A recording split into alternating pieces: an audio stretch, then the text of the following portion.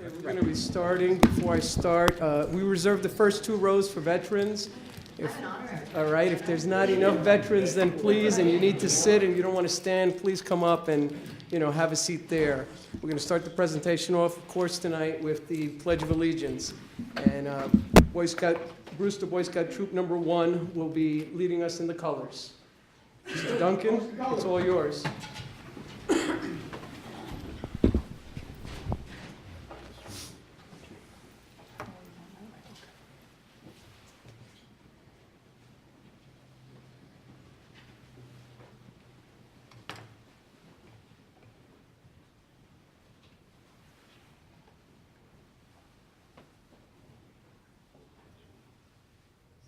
Salute.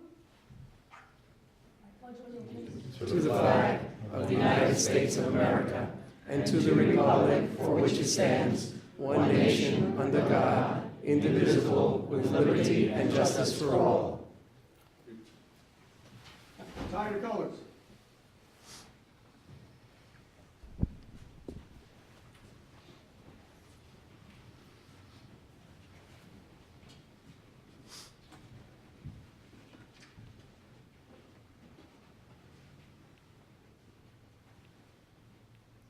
Mr. Hay, please open the meeting. Okay. Notation exits in the front and the rear here, an electronic device. Please put it on vibrate and make a motion to come out of the executive session. No action was taken. I'll second. All in favor? Aye. Next will be a proclamation, Town of Southeast is a Purple Heart town. Mr. Alvarez, you got the speaker. Yes, but before we do that, please remain standing. I'm going to ask Ms. Crystal Cologne to come up and sing our national anthem.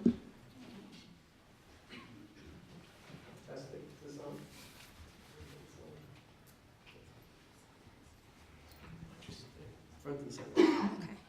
Here we go next.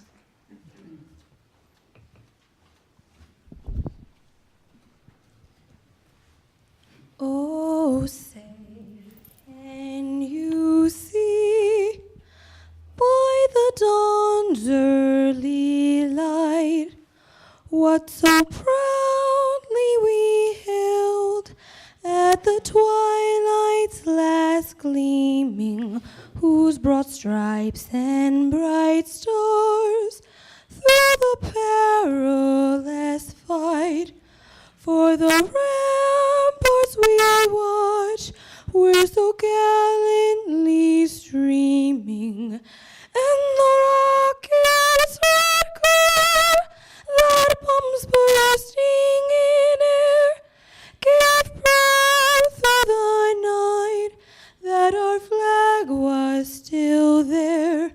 Oh, say does that star-spangled banner yet wave, and the land of the free and the home of the brave. Thank you.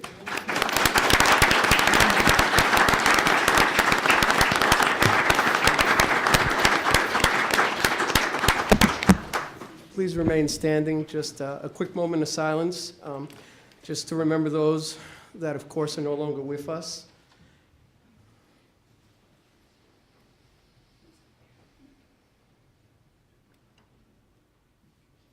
Thank you. I'd like to welcome everyone here tonight. Taking time, I guess, have a seat for a quick second, and then I'm sure I'll ask you to stand up again. I'd like to welcome everyone here tonight who took time out of their schedule to join us. Tonight we will be celebrating America's freedoms, the Purple Heart. I'm going to be asking Brigadier General Sheriff Don Smith to come up and do an invocation for us, please. Sheriff. Thank you, Edward. Would you all please stand and let's bow our heads in prayer. Our Father in heaven, we thank you for this day, and we thank you for all our many blessings. We thank you for our country, our families, and we thank you for loving us. As we assemble here tonight at the seat of government in the town of Southeast, we ask your blessings on our men and women in the armed forces serving all around the world for freedom's cause, for our police officers, our firefighters, our emergency medical first responders, and all those who serve in harm's way to keep us safe. Father, we pray for your blessings on all of our elected and appointed officials at the national, state, county, town, and village level, and for our special officials, such as our school board members and fire commissioners. Father, we ask that you grant them the wisdom needed to perform the duties of their offices and help them always to do what's best for the people they serve. Please give them courage to always do the right thing, even in the face of adversity. Father, tonight we especially ask that you grant wisdom, patience, and courage to all members of the Southeast Town Board. We ask that through the power of your Holy Spirit, you help them make this meeting productive, and that everything that is accomplished here tonight be in the best interest of the residents of the town of Southeast and be acceptable in your sight, O Lord. Father, please continue to bless all the residents of the town of Southeast, Putnam County, New York State. And most of all, we ask that you continue to bless the beacon of freedom, hope, and justice, the United States of America. Please help us, Father, be a blessing to other people in everything that we do. And all this we ask in the name of the God of Abraham, Isaac, and Jacob, and in the name of Jesus Christ, my Lord and Savior, in whose holy name I pray. Amen. Amen. Thank you, Sheriff. All right, you guys have a seat for a minute, please. Just going to briefly like to give a definition of what the Purple Heart is tonight. Just the Purple Heart is one of the most recognized and respected medals awarded to members of the United States Armed Forces, introduced as the badge of military merit by General George Washington in 1782. The Purple Heart is also the nation's oldest military award. The Purple Heart is awarded in the name of the President of the United States to any member of the Armed Forces of the United States who, while serving under competent authority in any capacity with one of the U.S. Armed Services after April 5, 1917, has been wounded or killed. Just going to mention a couple of dignitaries in the audience. I'll ask you just refrain from clapping maybe towards the end. I want to thank the Boy Scouts again, so give them a round of applause, please.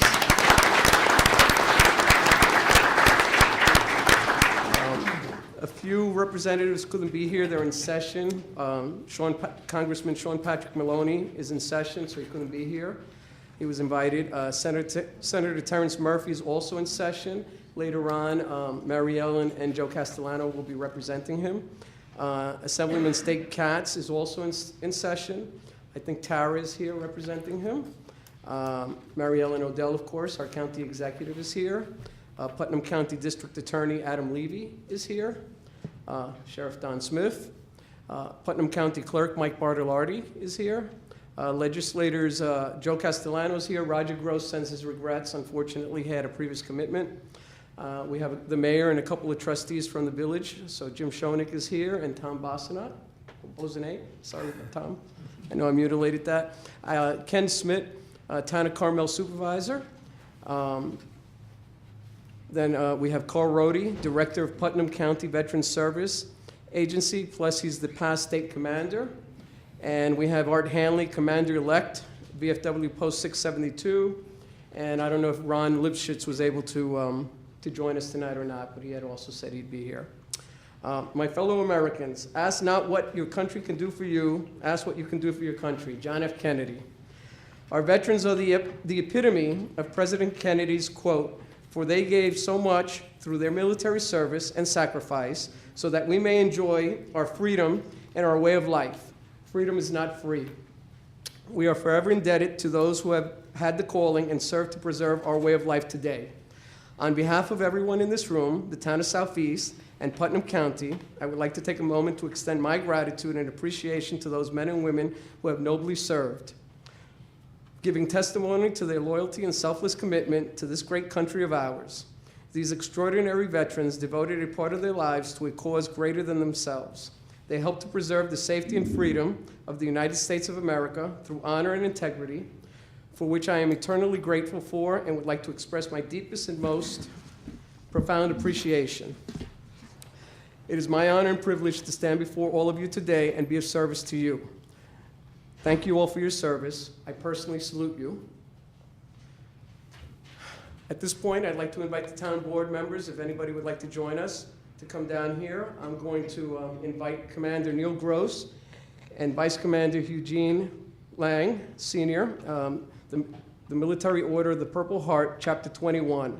I'd also like to recognize all vets in the audience. So if there's a vet in the audience, please stand up. And if there are any Purple Heart recipients, please come up here to join us as well. So please take a moment to do that, and let's make it happen.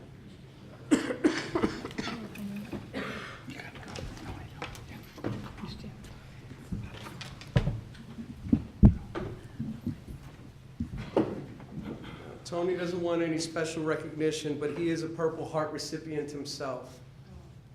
All right? All right. Just come around. All right. Whereas the Purple Heart is awarded to men and women in the United States military who were wounded or lost their lives in combat by enemy forces while defending the United States of America. And whereas the town board of the town of Southeast salutes all the brave men and women who sacrificed their lives, the ultimate price of freedom, and those that left their families, friends, and communities and placed themselves in harm's way for the freedom and protection of all Americans. And whereas the town board of the town of Southeast acknowledges the heroic and selfless contributions and sacrifices of these men and women in the military because they are the foundation in maintaining the freedoms and way of life for all Americans. And whereas the town board of the town of Southeast recognizes the men and women of the military who reside in the town of Southeast, those who made ultimate sacrifice, and those who served in the armed forces, and who are the recipient of the Purple Heart Medal. We honor them and commend them for their acts of bravery, and now, therefore, be it resolved by the order of the town board of the town of Southeast, who hereby proclaims the town of Southeast as a Purple Heart town, and recognizes the dedication and sacrifices of all men and women in the United States military who valiantly serve to protect the freedoms enjoyed by all Americans. God bless our armed forces, and God bless the United States of America. I'll present this to you. Thank you so much for your service, gentlemen. Please say a few words.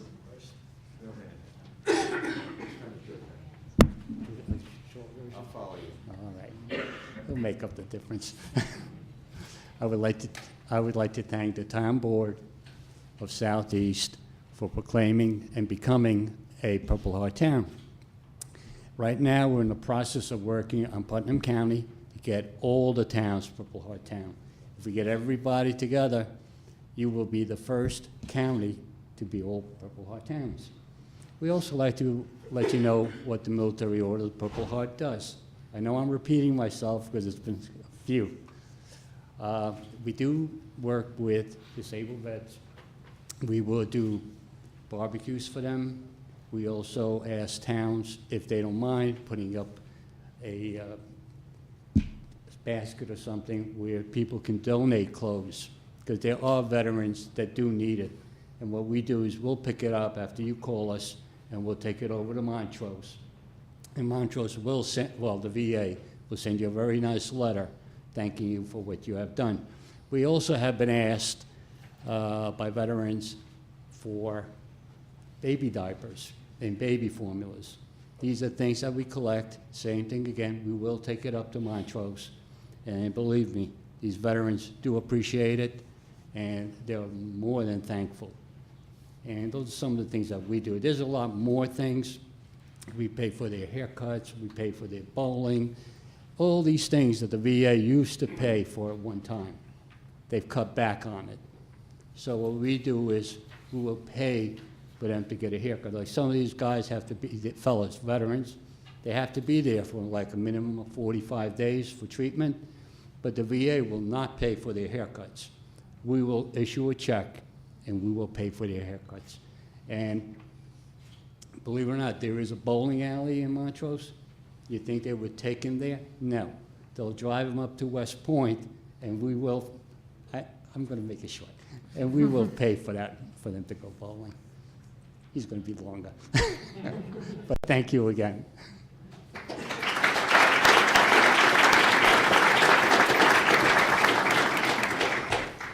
Thank you, Eugene. Okay.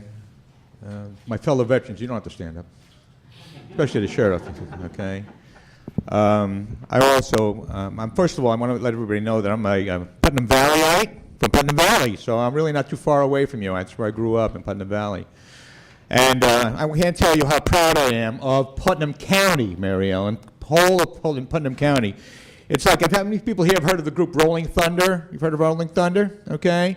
We have Rolling Thunder right here, right now, okay? I can tell you what's happened. Mary Ellen and the town of Putnam was the first county in New York to proclaim itself a Purple Heart County. Then, accidentally, I don't know how, but I know it's up to Eugene that made it happen, okay? He contacted all the towns in Putnam County, and lo and behold, I'm at Carmel Town Hall, and what's his name, Ken Schmidt, okay, is handing us a proclamation making Carmel, rather, a Purple Heart Town. And then Kent, where's Miss Fleming? Where are you? There you are, okay? Very proud to be with you on Tuesday night, okay? And tonight I'm in Southeast. What a beautiful town, what a beautiful group of people you are. Pure patriots, okay? And this is what we need to have more of.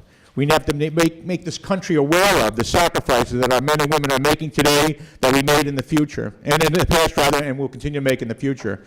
But that's not what I'm here for tonight. I'm not here to accept a proclamation. I'm here for Nico. Where's Nico? Raise your hand. Okay, the little 10-year-old, not little, young 10-year-old young man over there, and all the Boy Scouts in the back and all the young people today. I've been an educator now for 45 years. I know I don't look it, okay, including being a high school principal. And what I found is that our young people today have a very weak sense of what this country is all about. This country is built upon, as Mr. Alvarez said, sacrifice. Over and over again, Americans have risen to the causes and have saved this world from fascism, from communism, okay? We have been there in the vanguard, in the front, helping keep this country, keeping this world, okay, a better place to live.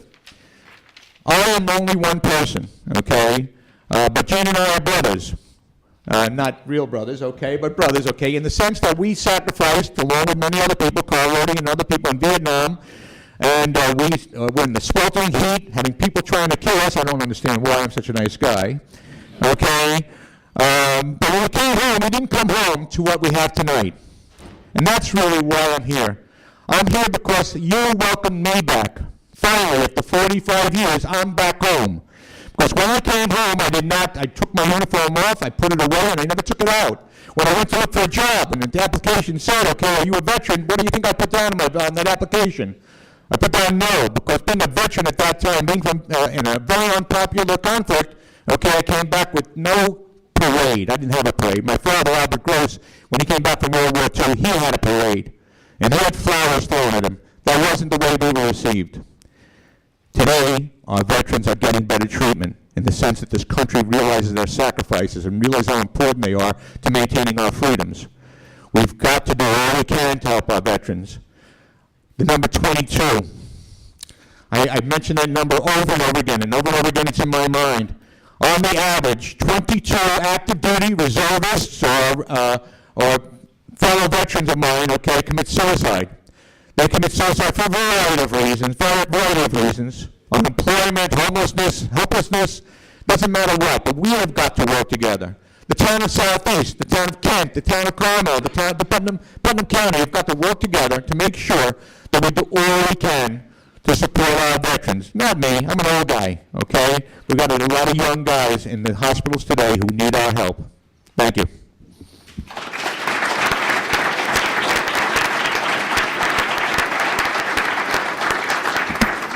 Thank you so much.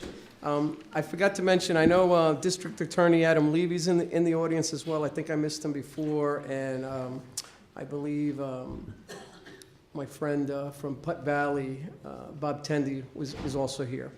At this point in time, I'd like to call Mary Ellen to come up along with Legislator Castellano. They're going to be presenting something not only from the county, but in regards to Terrence Murphy, who couldn't be here.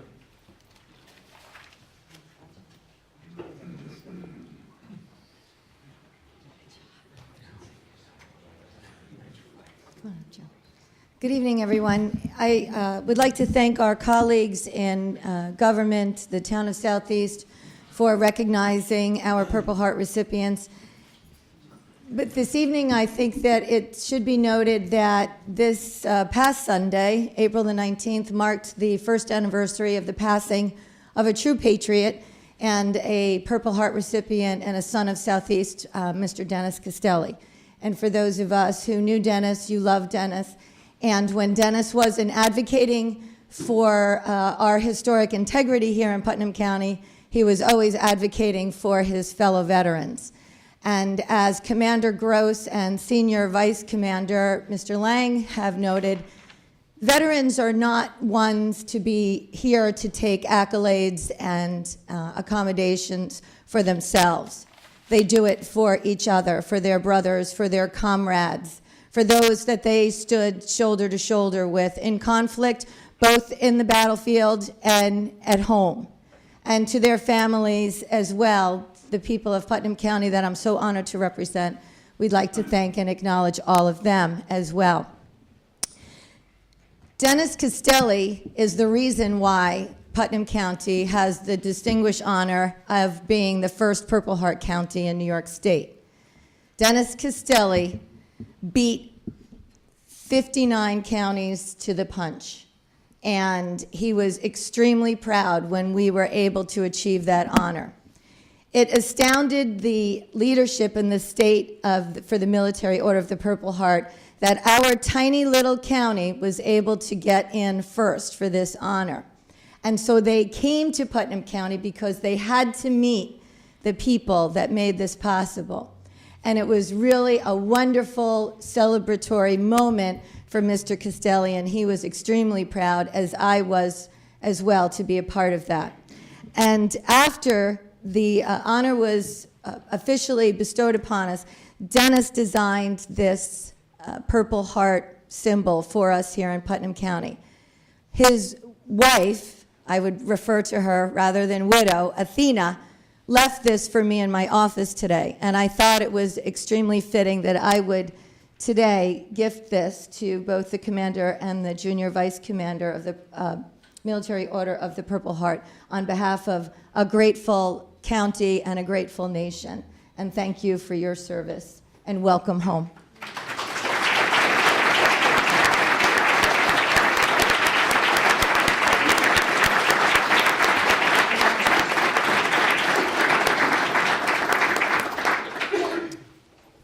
I'd like to thank everybody for coming out tonight. This is a fantastic event for the town board, the town of Southeast. Very proud to be here and very thankful for all that these men and women do for us in the armed forces. On behalf of Senator Terrence Murphy, we have a proclamation for the town of Southeast on becoming a Purple Heart town, and it's a great evening here in Southeast and in Putnam County. Thank you very much.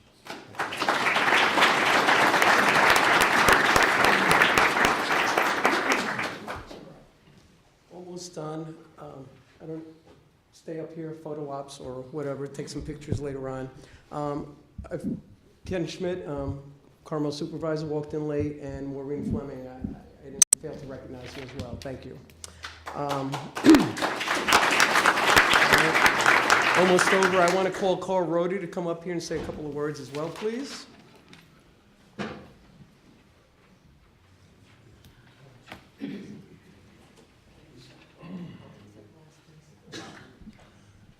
Good evening, everybody. This is a very proud moment for the town of Southeast and for Putnam County at large.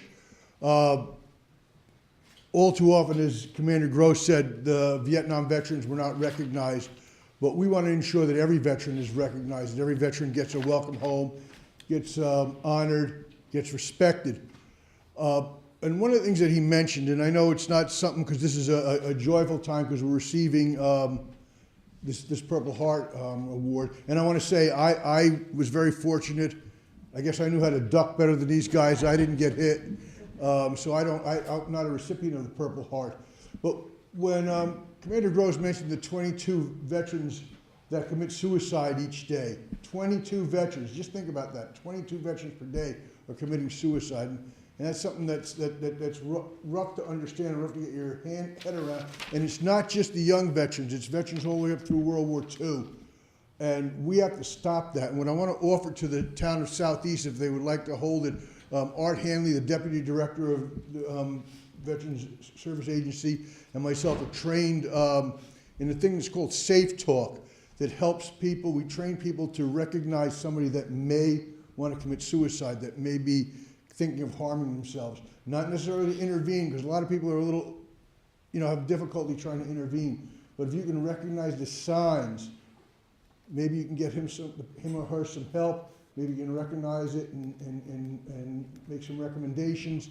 And it's not just for veterans, it's to help the civilians too. But we'd be willing to come to the town of Southeast and give those classes to help people of Southeast recognize their citizens that may be contemplating suicide, because it's a terrible number, 22 a day. And on the veterans side, on the active duty side, more active duty service members in the last 2 years, listen to this, more active duty service members in the last 2 years died at their own hand than that were killed overseas.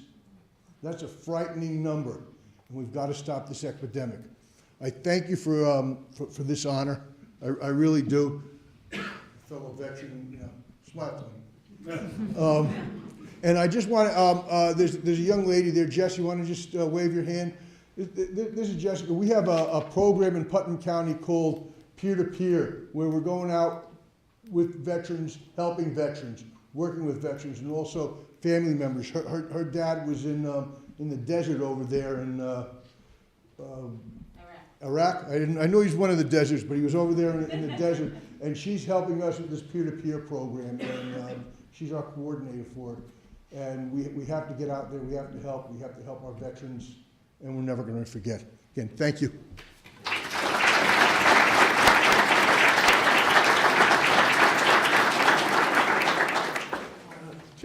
Tara's going to come up representing Assemblyman Katz, and then 2 more items, and we're done.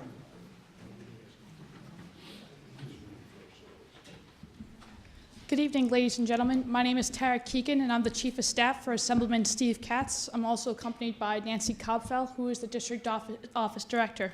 I would like to thank the town of Southeast for inviting our office to be a part of this special occasion. The Assemblyman apologizes that he could not be here this evening, but I can assure you the Assemblyman has great pride to be your representative up in Albany and being your voice. The Assemblyman, Nancy, and I are extremely proud to serve Putnam County because of your loyalty and dedication to the veterans. You provide so much service to honor, to recognize these veterans for all they have done for our country to maintain our liberties and freedoms. So I would like to thank Mary Ellen Odell, the county legislators, and all the towns for all that you do for the veterans. And to the veterans this evening, thank you. There's no words that I could say or that someone could say to show our appreciation for all you have done. So without further ado, I'd like to present this citation.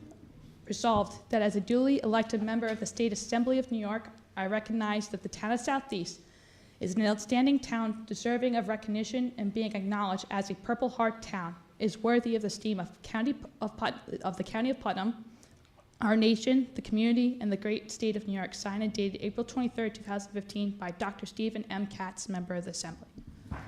Thank you.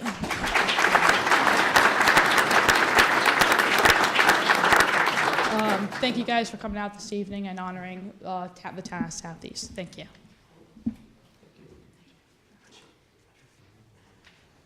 This weekend, Jack is going to, with the Boy Scouts, they're going to be doing the Bob Palmer Project. So 9 a.m. this Saturday, Milltown Cemetery, as well as 1 o'clock, St. Lawrence Cemetery, if anybody's interested in coming out there and helping out. All right?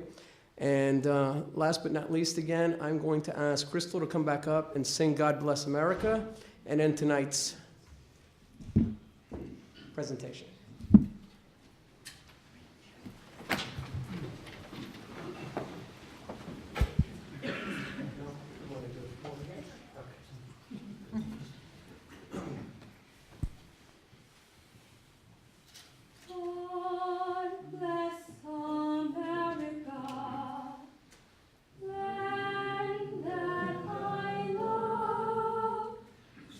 Beside her, and God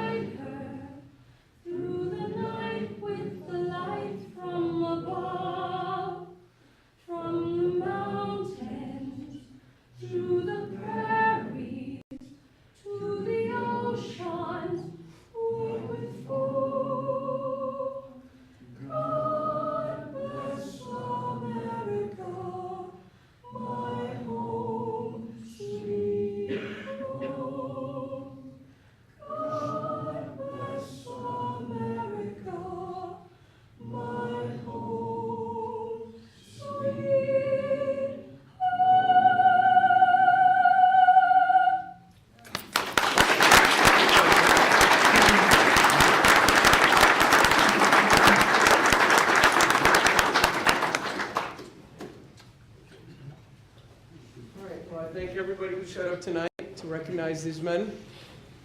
All right, maybe we'll take a quick 2-minute recess and let the room either empty out, take a couple pictures and whatnot, and then we'll go on with tonight's meeting. Thank you again for coming. Thank you, Crystal. Thank you to the Boy Scouts, okay? I make a motion to come out of recess. I'll second. All in favor? Aye. I make a motion to continuation of the public hearing for the comprehensive plan. I'll second. All in favor? Aye. Prior to coming up for anyone speaking this evening, this is going to be continued as well after this evening. There's a few items that are in process now, so we're not going to close the public hearing tonight on the comprehensive plan.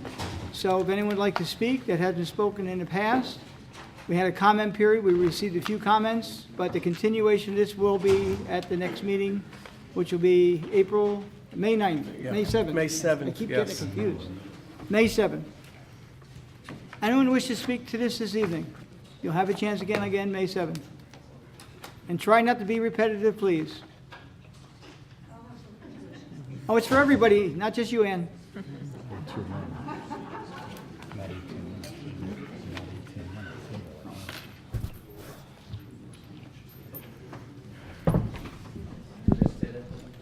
Good evening. My name is Ann Finizzi. I'd like just to make some short comments concerning the comprehensive plan. I have received several materials, and I thank Michelle for her patience and also the members of her staff. A couple of weeks ago, I made note that the original mission of the comprehensive plan was a limited one and principally restricted to those areas of Route 6 that really presented a problem. And when I mention Route 6, I mean Route 6 going from the village of Brewster to the Connecticut line. I received a letter dated January 3rd, 2013, which supported what I said. The letter is from AKRF, and what they said was the following, and I'm just going to read a short portion from the second paragraph. Please note that this would not be a complete write-up of the comprehensive plan, but rather a strategic update to correct areas of the comprehensive plan that have become outdated, outmoded, or are otherwise not addressing the current needs of the town of Southeast. And it was apparent from all the meetings that we had for about 6 or 7 months, maybe a little bit more, that there were certain needs that were not being met, and those needs had to do with the business owners that were located along the Route 6 corridor. And this also was confirmed by a letter from Mr. Anthony Lisi, and I think we all know Mr. Lisi. He had a 3-page letter where he enumerated some of the difficulties along that particular road. So what I also discovered was that in tapes, and I purchased the tapes and I had some of the tapes made from the meetings, that the original mission, which again was tweaking, and I looked up the word tweaking because that's the way it was presented to us, making fine adjustments, fine tuning. What happened is that slowly the comprehensive plan update that I received was not tweaking. It was a full-scale write-up of the comprehensive plan. And it was done, we might say, the reverse of what even the state recommended. Instead of having the comprehensive plan first written and then the zoning code attached to it, what happened was that the zoning code was changed, and then the comprehensive plan was written to fit the zoning code that was changed. That is not the way the state recommends it, It is not the way it should have been done. And what I wrote is, yes, the grievances that the business owners had along Route 6 had to be met and had to be addressed. And I think that by and large, they were addressed. And that should have been the extent of our concern with the comprehensive plan. What you then had, inexplicably, mission creep, literally mission creep, that all of a sudden, and again, I just received it, there was a letter from the supervisor on the tape. The planning board chairman said, we want to, at a planning board meeting, which I did not attend, did not realize that the comprehensive plan was even going to be discussed. Okay? And what he said is, oh yes, we want to have commercial businesses throughout the town. And that's exactly what happened in the updated plan and in the legislative intent. That was not the intent that I was presented with, nor many of the folks that attended the meetings. And again, I say if you want to update the meeting of the comprehensive plan, fine, then you have that one as the mission to do it. But not to have this sort of, today was $35, next week will be $45, but I've been constantly trying to get more and more information that I did not realize that no one had. And I attended most of those meetings. I'm a rather nerdy person and conscientious, so I did attend most of the meetings. So I again ask this board, yes, to do what has to be done on the Route 6 corridor.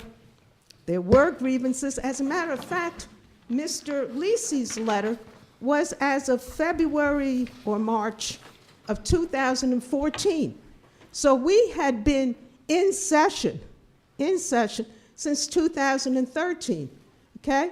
So this question of problems occurring along this road, and I'm not going to enumerate them because they were significant problems, and that really the board had to address. And they continued because they were kind of thorny and they were problematic. And some of us understood the problems and some of us did not. So I'm asking that that portion, yes, be the part of the plan that had to be addressed, write up the legislative intent for that portion and that portion only. But to have mission creep and to put uses that we were opposed to in the plan, everyone that I was sitting there was opposed to motor vehicle bureaus, or not motor vehicle bureaus, dealerships on Route 6. We were all opposed to that. And the residents also were opposed. All of the surveys said either discourage or get rid of the dealerships. And yet, it's there, okay? There are other uses that we did not discuss, were not part of the original mission, and so let's not be like Iraq, where we have mission creep and we can't get out of it. Let's go back to the Route 6. Again, if you wish to convene another comprehensive plan, do so, that's fine. And then if there are various other zones that have problems, whether they're the neighborhood business zone, whatever, I will tell you frankly, the outdoor storage was one of the main problems. I came down from my home, and I live on the border of Carmel, okay? And I went by a business that was very nice. And I don't know if I want to mention the business, but No, I will. you don't. Well, I'll mention it. The outdoor storage, now we see tankers, we see trucks, we see paraphernalias right next to the deli, who complained about Simon's problems. Well, I looked at it tonight, and I look at it all the time because I live very close there. That to me should not have happened. And it's right near the bikeway. So a person gets off the bikeway and they are greeted by tankers, trucks, and other kinds of paraphernalia that this business has to have because that's his business. But is that the proper location for it? And we have to look at the outdoor storage because that was one of the thorny problems that occurred. And you could have outdoor storage in every single code. You can't do, you really need to discuss it and discuss it more. A hotel and the motel, every single code has it? Cannot be. It just can't, and that was never discussed. It was never discussed. The supervisor had a letter. The first time I saw that letter was 3 or 4 days ago. I said, what is this letter? And that's because I foiled. I foiled for the entire file of the comprehensive plan. I drove Michelle crazy. But Not just Michelle. I filed, okay? But I filed, and I went through every single piece of paper, and again, I thank her. She's always been most gracious, and her staff, too. So I don't want to repeat this, but I think that you have to look carefully and look very carefully at what he's doing. Over here again, here is the New York State guidance, for town boards. It says zoning and comprehensive plan. That's what it says. And in the inset, it says, what are the benefits of a comprehensive plan? It provides a process for identifying community resources, long-range community needs, and commonly held goals. Certainly my goal, and what came about, was not the goal, okay? Provides a process for developing community consensus. It is essential that there be community consensus on a plan. We cannot have planning board chairmen or supervisors or town officials doing whatever they want to do. This is our town. And so we must have community consensus. And it provides a blueprint for future government action. It is very clear. It is several pages long, but if we were to follow it, then we would not be in this situation that I have outlined today. Thank you very much. You've been very patient. Anyone else to the subject? I make a motion to continue the public hearing to May 7th. I'll second it. All in favor? Aye. Make a motion to move to the work session. Second. All in favor? Aye. First is discussion for Maple Road. We had a fairly lively discussion last time. We received numerous emails and letters since. I want to thank Mr. Ballantyne, who dropped off some paperwork today to the town, quite a bit. It was just dropped off at 2 o'clock, so you didn't have an opportunity to review it. Basically, he's got the speeds currently on the road. I think it was as high as 48 miles an hour. I think he was hiding in the woods on some of these because he was not secretive, but he's got a tremendous amount of speed checks on Maple Road, various times, various days, and has some comments which I share with you tomorrow because I just got it, like I said, at 2 o'clock today. For those of you on Maple Road, the decision of whether it's paved or unpaved will lie with the superintendent of highways and not the town board. But I'm going to ask any of you this evening from Maple Road, your friends, if you have emails, I would like you, some point in time, tomorrow, thereafter, if you want to be notified if and when something is to take place on Maple Road, because nothing is going to happen tonight. We brought you back because I do have some information to update you with that we didn't have the last time. The files have an opportunity to review. They're in my office. Some of the town board members have reviewed it. And we have some updates, which I passed out to them today, which I just got from the highway superintendent about the cost. And again, the town engineer, but the final decision whether or not this gets done will be with the highway superintendent. So if you have emails and you would like to be notified the next time that an action may or may not be taken on Maple Road, we will notify you. Because if you're going to look online at the agenda to see if Maple Road's on there, you may miss it. We don't want anyone that's really interested not to miss it. Can I finish before you ask questions, if you don't mind? And so let me briefly tell you the update. At one point in time, it was around $300,000 and change for the repaving or the paving of Maple Road. The number is approximately $500,000. New York City DEP at one point in time, I won't say gave consent, but whatever they gave at that time has to be reworked. The superintendent of highways has been in contact with the town of Carmel about, the exit going through the upper end of the road. I believe the Reed Road, is it Reed Road? Reed Road? Kelly? No, the other one. Reed, up in Marnell Estates. Peter Road? Peter Road. Peter Road is really almost not an option, and he's checking with the town of Carmel.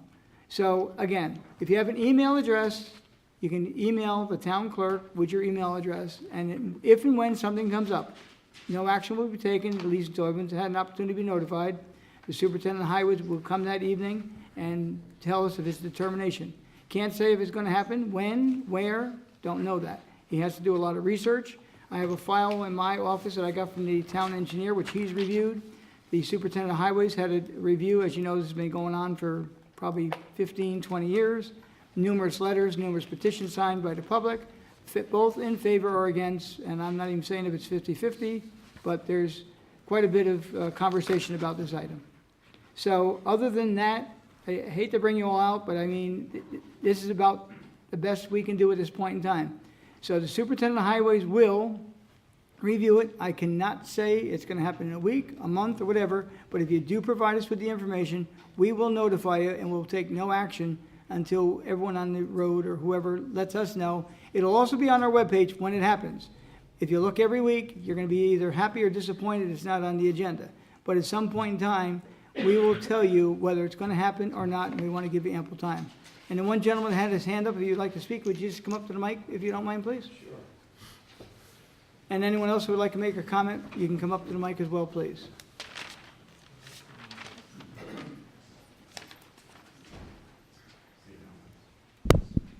Hi, I'm Mike Durante. I live at 100 Enoch Crosby Road. I've been there since 1998. First of all, I'm kind of confused why the superintendent of highways is making this decision on our neighborhood that we have to drive through every day of our lives, and we've put up with this. I know there's somebody on the board that walks that road every day. She doesn't live or have to drive on the road if she doesn't choose to. And I know she's come out in the past against the road being paved.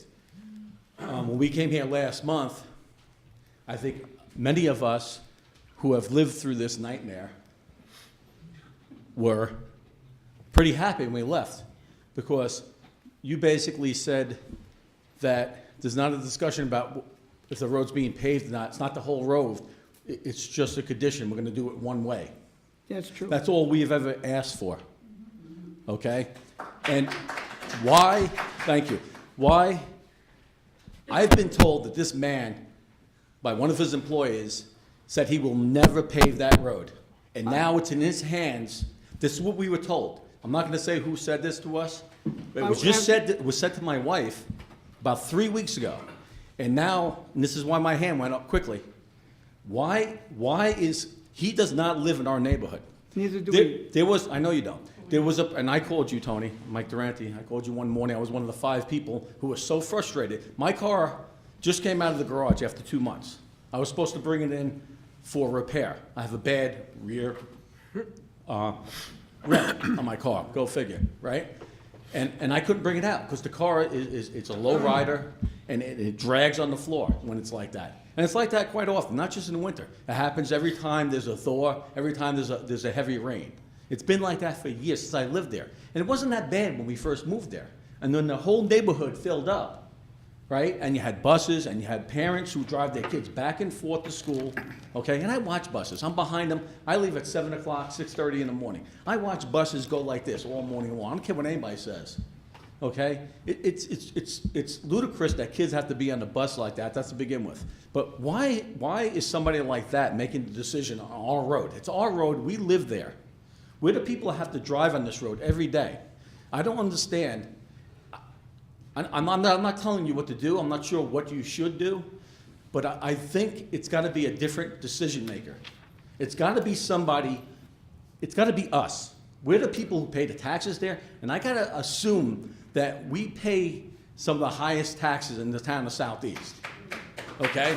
So we're not asking for anything. We're asking for one way to get out of our neighborhood. And to be honest with you, and my wife doesn't want me to say this, I know that there was a deal made behind us on Peter Road. I don't want to go through there. I can understand that. Besides, I don't want to go down that hill in the winter. It's treacherous, okay? And you guys do a good job paving, plowing it, I'm sure. But you know, every day, every week, there's these rocks now. There are rocks down like this, the size of my hand, okay? Years ago, I was gonna bring a case of rocks to the town supervisor, Mike Wrights. I called him. He was laughing at me. I said, why are you laughing? Because I have a whole box full of big rocks on the road that somebody else brought me, a doctor that's off your road. I said, why do they put these rocks down?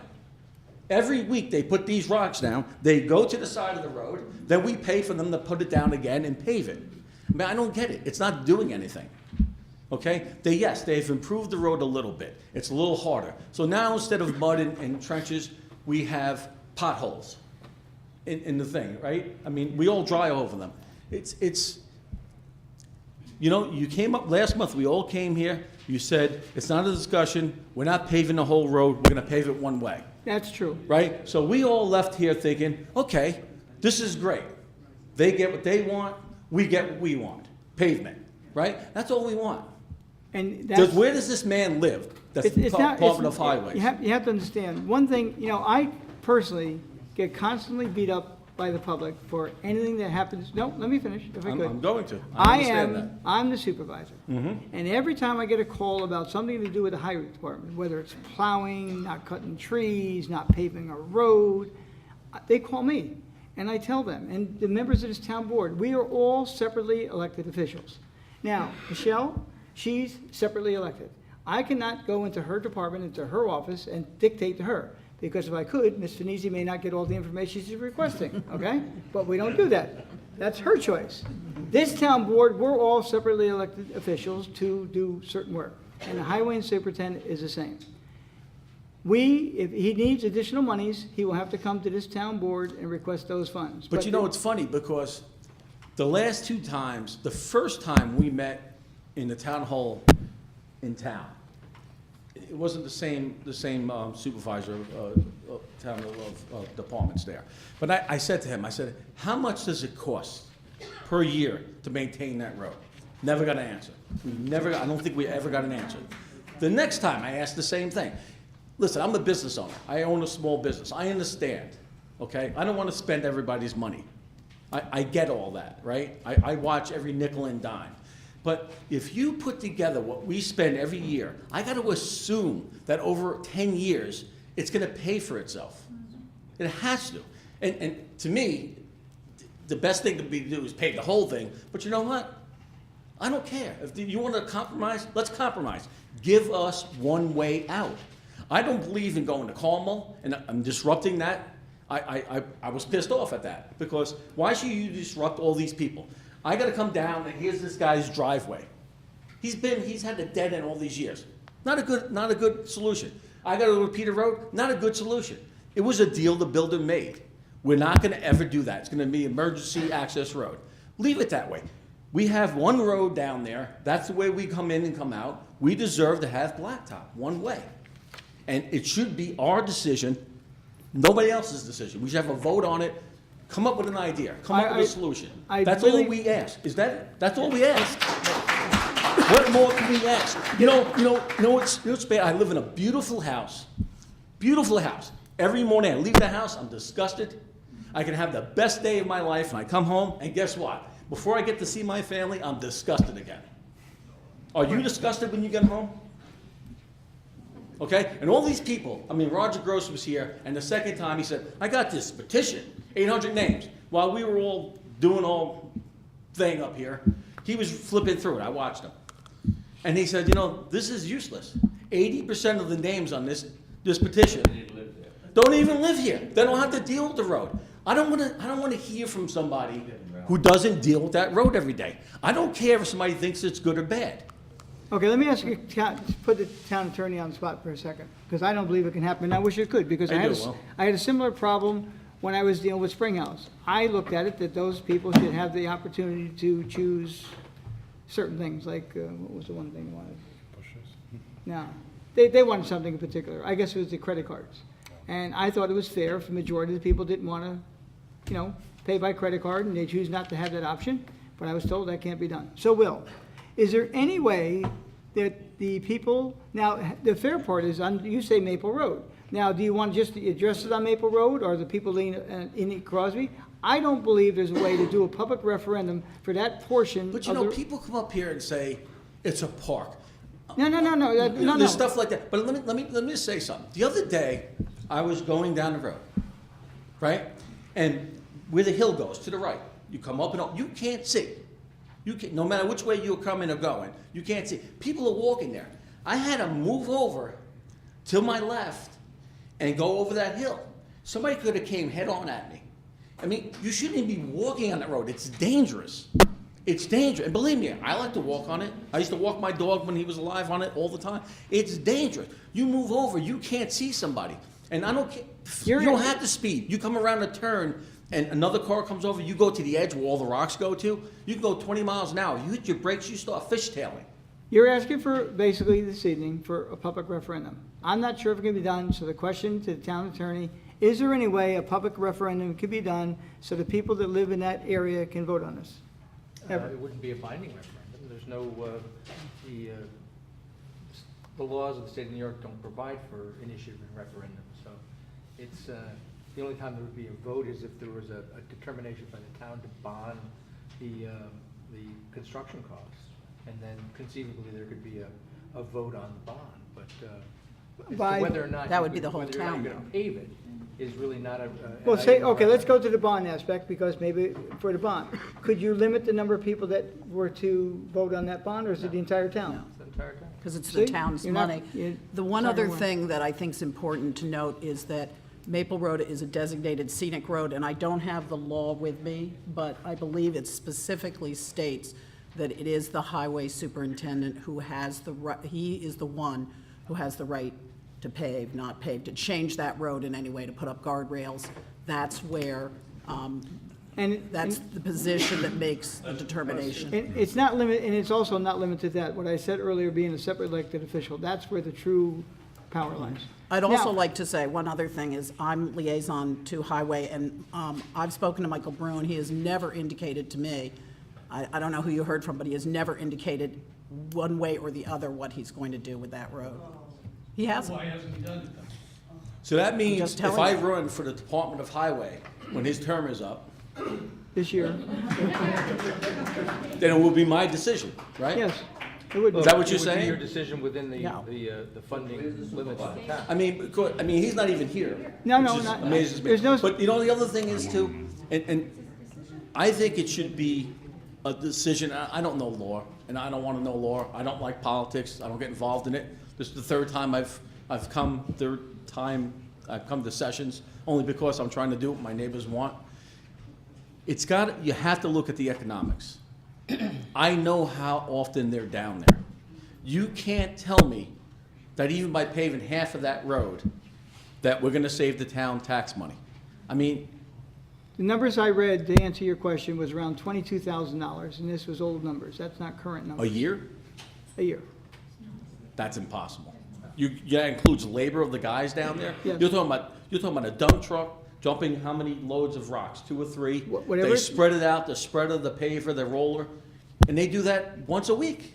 No, overall, you asked for a year. Yeah. That's what the estimate was that I saw, that was 22. And believe it And or we not. can see those records? Can we all see those Well, records? I can provide it to you, but the bottom Okay. line is, these are old numbers. Right. Okay? They're not, and that's something he has to do, because this is something new that came forward. Yeah. He is reviewing the items, okay? He's working with the town engineer on it. He came up with these numbers for tonight's meeting at my request, okay? Mm-hmm. And he's researching it. He's gonna go back to the DEP, check on all these, and once he has all that information, that he's gonna provide us with what's gonna happen. And that's why I'm saying this evening, that we will notify you as this moves along. I don't want you to come back week after week after week and not tell you anything. I have a number tonight, which is new, okay, which I was unaware of, the board's unaware of until, like, yesterday was finally done. And the history of it, it's like probably the two reams was this thick of it. All the petitions, everyone signed a petition. I read it, you know, I didn't read them all, but I mean, you can see all the petitions. It's lengthy. He's reviewed them. He has not said yay or nay, and I'm not going to speak for him, and I didn't want him to come here tonight because he's not going to tell you any more than I can tell you. He should be, you know, I mean, people don't start emailing him and bugging him, but you could if you want, but it's, you know, he has to reach a decision. He's going to make it based on finances and whatever, and he will issue a report as to his decision-making process and why or why not it would get done. But the only, I can guarantee you, the only thing the gentleman's looking at basically our request, is only the portion from Enid Crosby toward Czech Pool. Which is, I think is fine with everybody. That's all he's- It's a that's good all- compromise, and that's why when you said it to us last month, you know, it's not that we thought, I don't know, in my mind, I didn't think it was a done deal, but I just thought it was a good compromise And for that- everybody and it who has was not looking changed. for, to see, you know, it's a scenic road. I'm not sure what that means. I'm not sure why It's we very have it. pretty compared to most Yeah, but you know roads. what, the whole, you know, you look at it, the whole road that surrounds that little piece of the reservoir, 2/3 of it is paved, has been paved. Look at it. Where's it running off to? I mean, that was the argument the last two times. It just doesn't make any sense to any of us. And I'm sure I'm speaking for a lot of people in this road. And, you know, forget about the safety, forget about the speed. People speed no matter where they go. It doesn't matter. You know, I go 20 miles an hour, 15 miles an hour. The other day, I went down that road. I was doing 15 miles an hour. A guy passed me on the left because I was going too slow. Well, I'm sorry. You know? So, you know, you can't go by that. The thing is, you know, we want a road to get out on. We don't want, you know, we're sick of the cars being dirty. We're sick of the tires we have to pay for because of the flats. And we're sick of those roads. I mean, go there today. Just take a ride. You walk on that road all the time. There are rocks the size of my hand and bigger. I mean, it's a beautiful scene. I just wish I could look up and see it in the morning and watch the sun come over the ridge. I can't. I got to avoid rocks. And then when I come home, I have to avoid people and cars coming at me. I mean, we shouldn't have to do this. We shouldn't have to do this. Probably half of you in this room, if not 80% of you in this room, don't do what we have to do every day, every morning and every night when we come home. And not to mention the parents that have to drive their kids back and forth. Listen, my kids are all grown. They don't live in the house anymore. My wife used to go back and forth, I don't know how many times a day, going to the school, on that road, in the ruts, swaying, getting knocked. I mean, it's, you know, you've heard all this, right? Yes, we have. You know, something has to be done. Something just has to be done. And I don't know, you know, so we'll listen to his decision. And then after that, as a group, I think everybody, if it turns out to be a no decision, then we all have to get together and figure out what we have to do to get that road paved.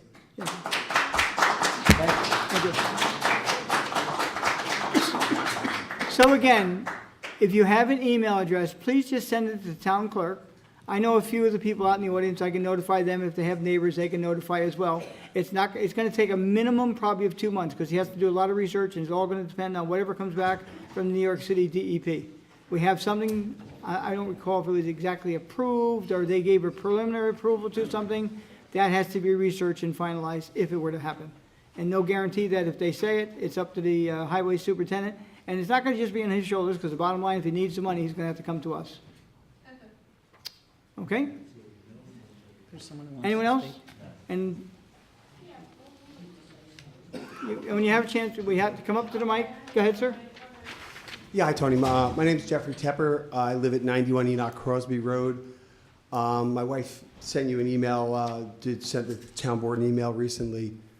I just want you to know, I bought my house and paid a lot of money, a lot more than I wanted to pay, because I get to drive on a dirt road. My wife's email to you said she would drive our kids back and forth. I just came from lacrosse practice. I coach football for the town of Southeast too. We're up and down that road the whole time. We've never felt unsafe on it. But the one thing last time I was here, I did say I wanted to bring something back to you along the lines of the potential of preserving permanently the other section of road that we're not talking about paving. And being a school teacher, I have my props. Do you know I have a competition here tonight? You know Ms. Venezia used to be a school teacher? And she comes here almost every meeting and lectures us, so I hope you're not doing the same. No, not at all. Thank you. Not at all. I'm a guidance counselor, so it's Can you give, when you're done, would you give some guidance? it's resolution. And I hope no one's going to cry because I've already had 2 crying kids in my office today. Basically, when we're looking at the road, 3 things that can happen based on what we've talked about. Right now, the road is unpaved, as it is right now. There's a group of people that want it paved. There's a group of people that don't want it paved. Well, if we leave the road unpaved, well, there's going to be the people who want it paved have a negative. They're going to encounter a negative. People who want it unpaved, well, they experience a win. So there's a lose-win there. And the one thing politicians love to come up with is a win-win. If the road is then paved going down to Shex, well, the people who want it paved experience a win. People who don't want it paved experience a loss. So now you have a win-loss. You went from a loss-win to a win-loss. If that section ends up being paved, which I personally would prefer the road to stay unpaved, I love the character of it. That's why I bought my house. That's what brought me to spend this much money and live my life in Southeast and in Brewster. If that section of road is paved, as we said before, the people who want it paved, they experience a win. The people who don't want it paved experience a loss. If the other section of road is permanently preserved, well, these people now experience a win. And you have a win-win situation. And I think the one thing everyone in this room would go along with is no one wants to be back here 5 years from now, having another battle, having another. And my neighbors and I, we were joking. Dave Salva just came up to me at a track meet, and we're joking around with each other. We're dealing with it as friends and neighbors should. But everyone's very passionate about their position. I don't want to be back here in 5 years from now and arguing about, well, what about the other section? And what I feel needs to happen, the only way to truly preserve that road is to have an easement granted, giving away the paving rights. And if we have to go through New York City to do that, we're going to New York City to ask them to pave it potentially. Let's ask them to preserve the other side. Let me ask you a question as town attorney. Is that at all possible? Because I know if we pass a resolution stating that with this board is not going to ever pave that portion of it, the next town board can just override that resolution. So let me ask a question. Yeah. Could that be done? I think what he's suggesting is since the road bed is owned by the city of New York, that they impose some sort of a permanent restriction prohibiting paving of a section of it. Is that what you like? I mean, either if there's a permanent restriction, that's fine. Generally, the way those things are done is an easement is granted. If the town owned that road, the town would give away their paving rights. Town doesn't own the road. We don't, the You road. know what I'm saying? If the town did, you'd give away your paving rights. If I own 3-4 acres of land, I could give away my ability to build on that land any more than what's built there. It's given away to a group like the Nature Conservancy or the Concerned Residents of Southeast. You know, and obviously with New York City owning it, it becomes a more of a complicated factor. But I think you basically look at, and what I'm here for is to ask the town to look into that with the city of New York. What about the potential of preserving the other part of the road, which is probably even a little bit more scenic? I think that ends up giving everyone a win if the other side does end up being I can paved. almost tell you by the length of road that's unpaved going the opposite way toward the hospital, I don't think we could ever afford to do it, ever. I get it, but here's the deal. What you're asking for, I think, is Yeah. reasonable enough, and I would not have a problem supporting that. Right, because you know what? You guys are doing a great job with this, unlike some of the other groups that were here. But you guys are going to be on to bigger and better things, and there's going to be different people sitting in this seat, and 15 years from now, potentially, we're all back here again. So, as what I do on a daily basis, the resolution piece, if we're looking at paving a part of the road, we should look at preserving the other part. As part of a compromise, I'll begin researching it tomorrow. Thank you very much. I appreciate it. Thanks, Jeff. I'm going to leave this here for you guys, because Can you give that to Ms. Venezia? She might use it next time. Thank you. Thank you, guys.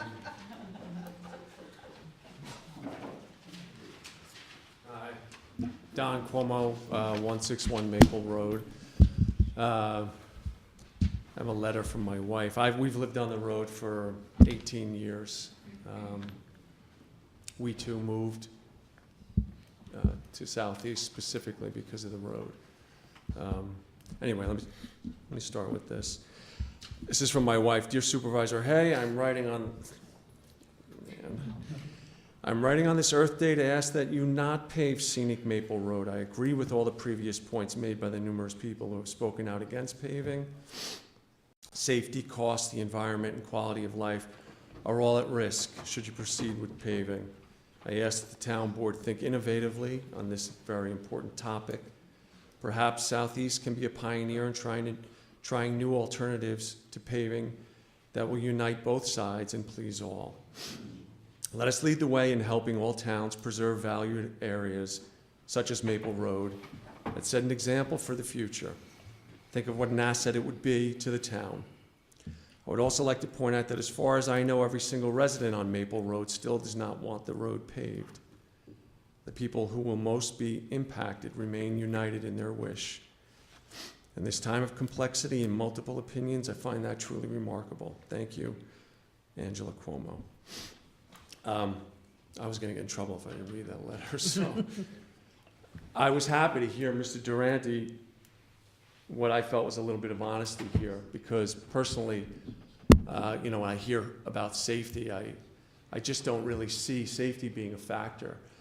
Trying to look as objectively as I can at what went on Maple Road this year. In the 18 years I've been here, I've never seen the road look worse.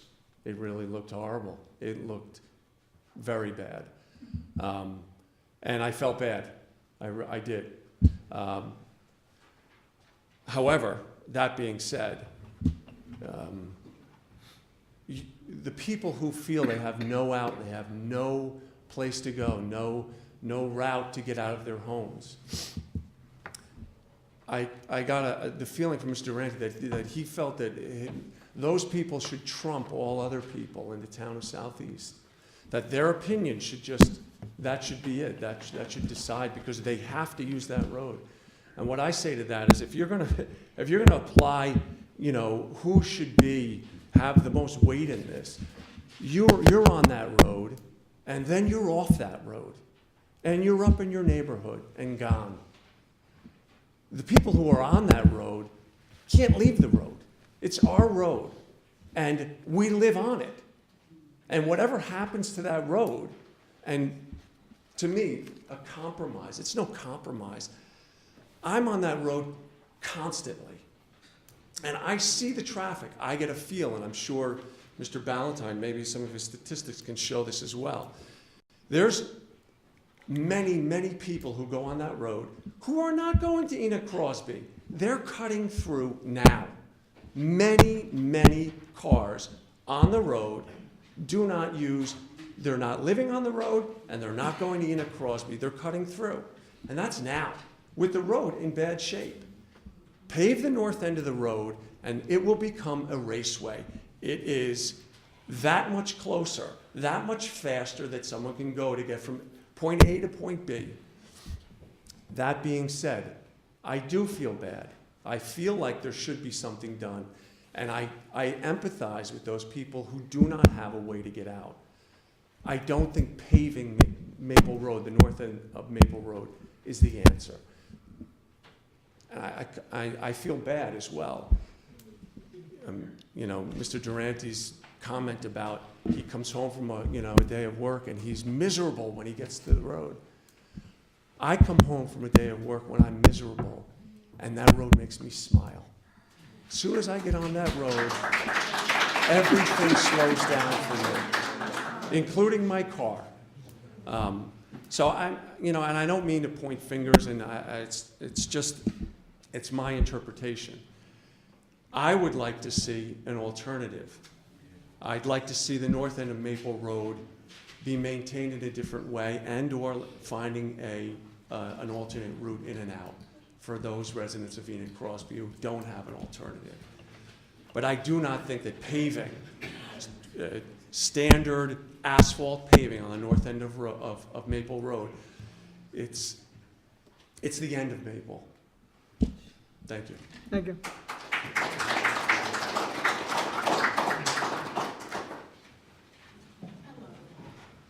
My name is Kathy McBride. I live in Brewster Heights, and I would just like to know who is above the highway supervisor?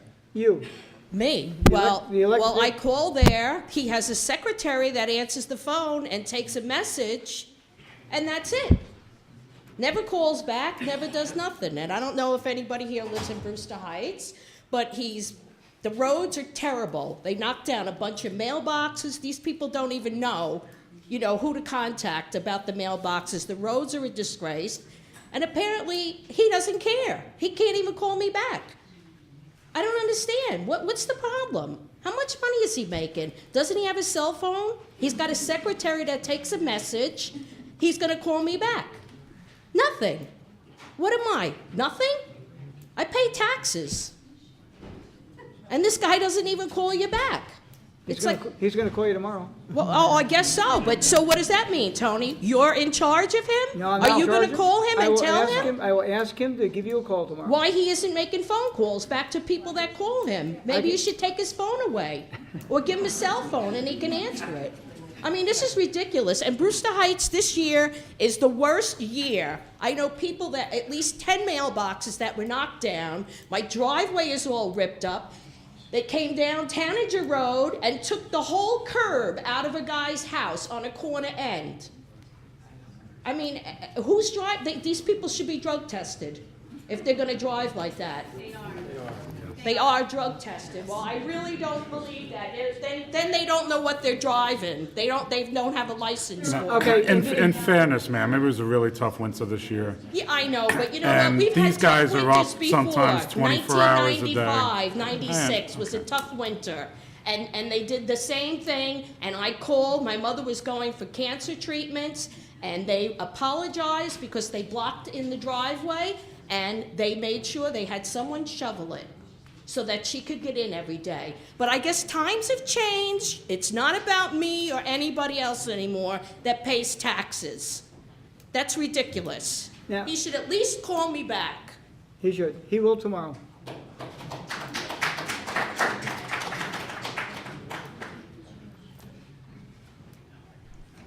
Yes. My name is Mr. Otto. We live at 117 Enoch Crosby Road, myself, my wife, and 2 other kids. 2 kids. Before me here is people who live in Enoch Crosby who wants the road paved and who don't want it paved. It's right here, so we can have this in the docket. Yes. So whenever you're ready. We had a few compromises. The last time we were here, we said, okay, we're going to have a compromise.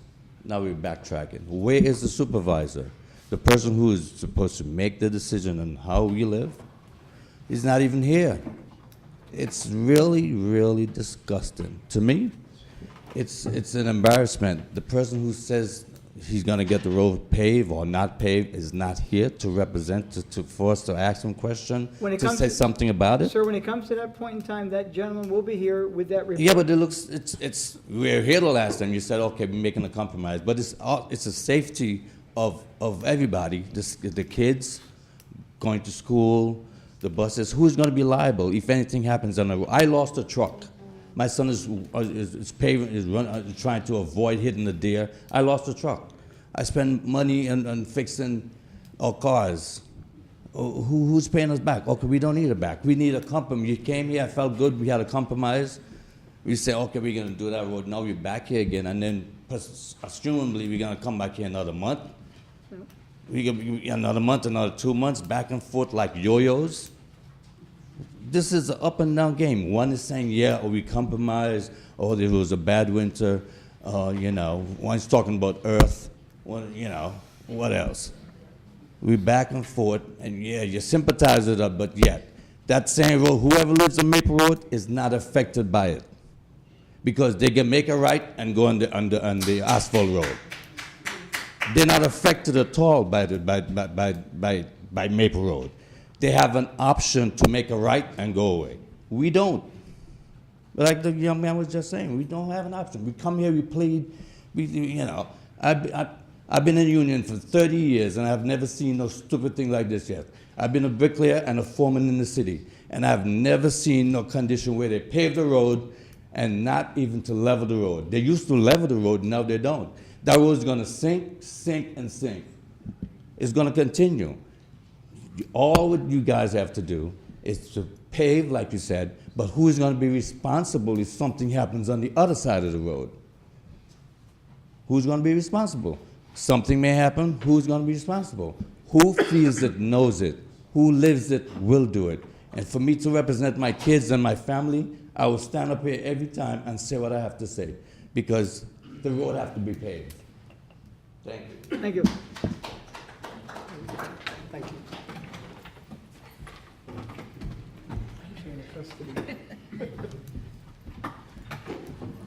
Good evening, my name is Michael Cunningham. I live on Ailish Lane, and I've lived either on Ailish Lane or Enoch Crosby Road for, I forget exactly how long, but I think it's about 20 years when the development on Enoch Crosby was first opened. And I just have to say, my position is I support keeping the road as is, as a dirt road, both sections. I've been driving on this road for 20 years, and yes, it's an inconvenience at times, but that's just something that, the recommended driving on that road is, at least it's only posted on one side, it should be posted on both, is 20 miles an hour. There is a sign, on the south end that indicates that, but not on the north end. It's a little inexplicable, but it should be both. But I've never had, my wife, my kids who have driven on that road. We have never had an issue with any damage to our car. The thing is, you have to drive at a reasonable pace to the conditions of it, and I think that's really the main thing. I don't see safety as an issue. You drive at it's a half mile. And you drive accordingly. And I've had 20 years of driving on that road. Yes, it can be an inconvenience. Yes, I can get dirt and mud on my car. But that, I knew that going in. Caveat emptor, buyer beware. You live on a dirt road, that's the condition it's going to be. It's, you have a winter thaw, that's what's going to happen. You do any research, you'll see that. That's a common element of any dirt road. And, people have been moving in and out of that neighborhood, into 20 years. And I think most people who are moving in are drawn to that. And, that's just, one perspective. The other is, there's a lot of hyperbole that's used in describing the conditions.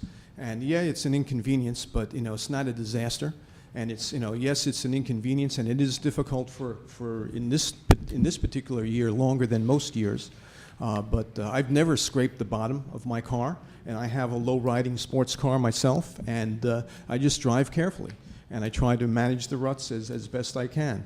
The other thing I want to say is that it is a road.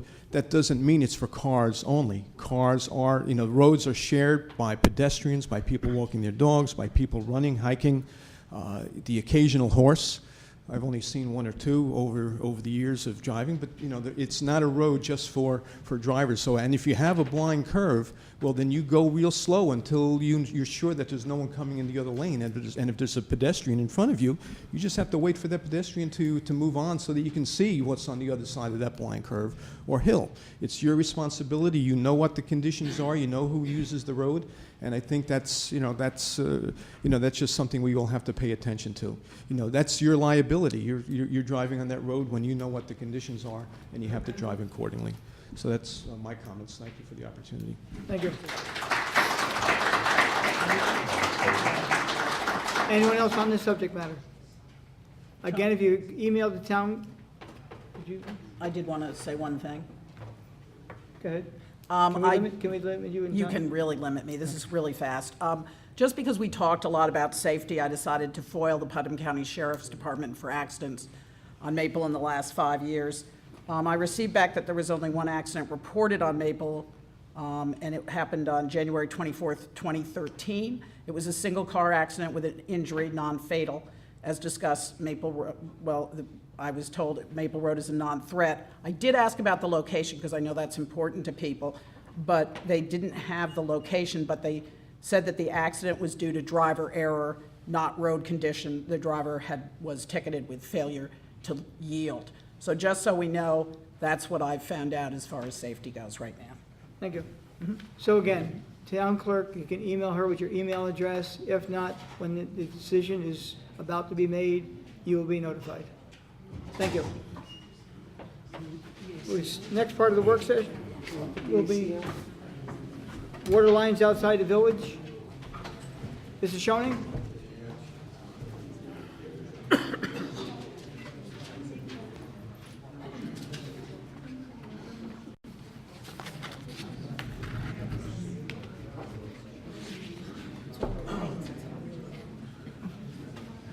Mayor, how are you? Good, how are you? Good. I apologize for my cold. Ladies and gentlemen, please. You received the letter on the request of the village to form an outside water district. As of current, we have about $195,000 that's owed to the village from town residents and town businesses. We have no way of collecting that money right now without taking them to court. The only alternative that we have is that we have to send out contracts for all outside water users to use, and if people don't pay the bills, we're just going to have to shut their water off. Will the Department of Health allow you to do that? Well, you know what, I'm willing to take that because I've seen other municipalities, Detroit shuts people off after 30 days not paying their water bill. So I'll fight that battle because I'm $195,000 in the hole now. I've got $40,000 this year in outside water expenses for pipes that we've replaced. How much did you say? $40,000. These are the pipes that you have out there now. All right? This is off of Hillside Terrace. These things aren't going to get any better. This is going to constantly happen. And what's going to happen is the village can't afford to do this anymore. So what we're going to do is we're going to look then to put fees, a repair fee on all outside users. And if I got $40,000 this year, I'm going to plan on $40,000 next year. So unless we can come to some compromise where you can do a district and you can bond this out and pay it over 30 years, I'm looking to put $80,000 into outside water users on the town residents. I can't afford this. The village can't afford it, and the village shouldn't have to pay for it. By you forming the outside districts, you have the ability to collect the money, you have the ability to put liens on the property, send it over to the county, and get paid. That's the easiest solution to happen. Okay. I researched this a bunch, like I told you I would, and you've been very patient. We've had many things come before the board. One thing that troubles me is this water district outside the village, not district, the water lines outside the village, took place back in 1953. Do you have any kind of a record indicating why the village chose to go outside the boundaries and allow this to happen? No. I have nothing. Because the unfair thing to the residents that are outside the village, which you have Hillside Terrace basically, Allview Avenue, north, I guess, is it north or south? East, west, I don't know. As you go up the hill? Right. Okay. From there, what's that first road? Last road? You've got Allview. No, Meadow Lane. Meadow. So from Meadow Lane up, okay, to, help me with the road. Carroll Court. Carroll Court, and then across the street, all the way down, and then across the village is the bridge by where Honda dealership is, all the way to, I guess, the car wash and Q-tip. Right. Across the street to Italian American, up past the old Scortinos, that area there, that's all outside. So what the problem with those individuals, there's no way, if they wanted to, I mean, this happened back in 1953. I didn't get here till 57, but it was pretty sparse, but that part of the area, they can't drill wells now, so they're kind of locked into the mercy of someone other than that. So if I knew, it doesn't make, you say it doesn't make a difference now, and it probably doesn't, but the village back then decided to expand outside of their boundaries, and this wasn't taken into consideration all these years. And now our board, lucky us, get to deal with it. Another Well, water you district. know, I look at it as a problem that I've inherited too. And I don't know if it was asked at that point that these residents wanted the water and the village extended the lines out. That's why the Peaceable Hill District was formed. Because I think it was Larry Jewell was getting ready to shut them off. And why didn't they create them all then? Why did, You're preaching to the choir. All right, this is something that I inherited, and all these years everybody just turned a blind eye to it. Well, it's gotten to the point where we can't afford it. It's ridiculous. And I showed you the condition of the pipes. Those pipes are only going to get worse as the years go on. Jim, to get paid back this $195,000, what are the chances if you do go to court of collecting this kind of money? Well, we've gone to court on a couple of cases. One, I'm sure you're all aware of. I'm not going to mention the name. it's not me though. No, it's not you.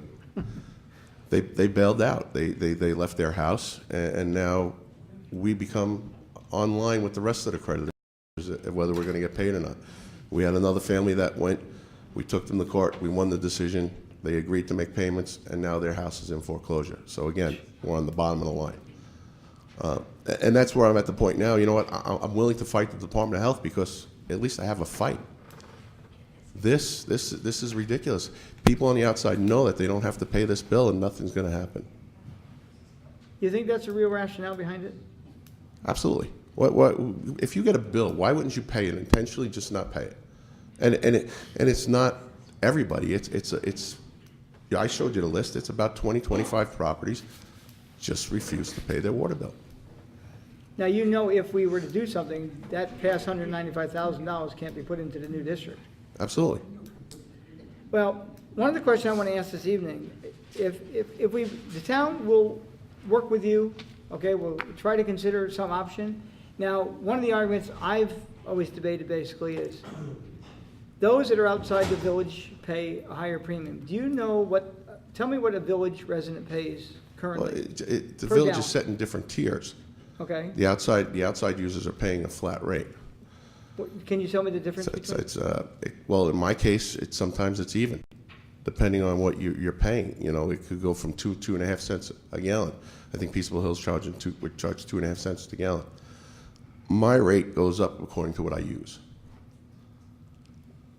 And how would you do it? Is there any, because right now, when individuals in the districts outside of the village pay their bill, they're paying to repair the water lines they feel to their home, which I would say would be the same. No, they're not. They're paying for water that we're providing for them. But that money if you're charging, say, let's use 2 cents a gallon to a village resident, and you charge 2.5 cents to a non-resident, okay?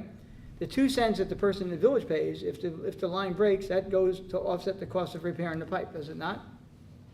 There's part of it is in there, yes. Okay, so the person outside the village that pays 2.5 cents, some of that fee that the other 2 cents in the village, they're paying to repair their pipe. No, How do you say no? because we're charging you for 2.5 cents per gallon. You're Yeah, not but- paying for No, you're- in Peaceable Hill, for example. In order to get a repair done in the village, it's gonna cost you to fix that pipe. In order for those people to get the water to go from that break to their homes is there, okay? So they feel that they're paying to have those pipes repaired. I know what they feel, but that's not the case. How could you say this? It has to be. It's not. If you, say you didn't fix it then, If I didn't fix it, then we'd have a leak wherever the leak is. so when you fix it, everyone pays for it in the district. And what I have to do is I can't even use my own men. I have to subcontract that out. Not to them now, I'm talking inside the village. Inside the village has all new lines. Why, Ours broke this year. I'm not even going to get into that. I know you weren't the mayor then, but why, when they replaced the water system in the village, they didn't go out? It was done before me. Yeah.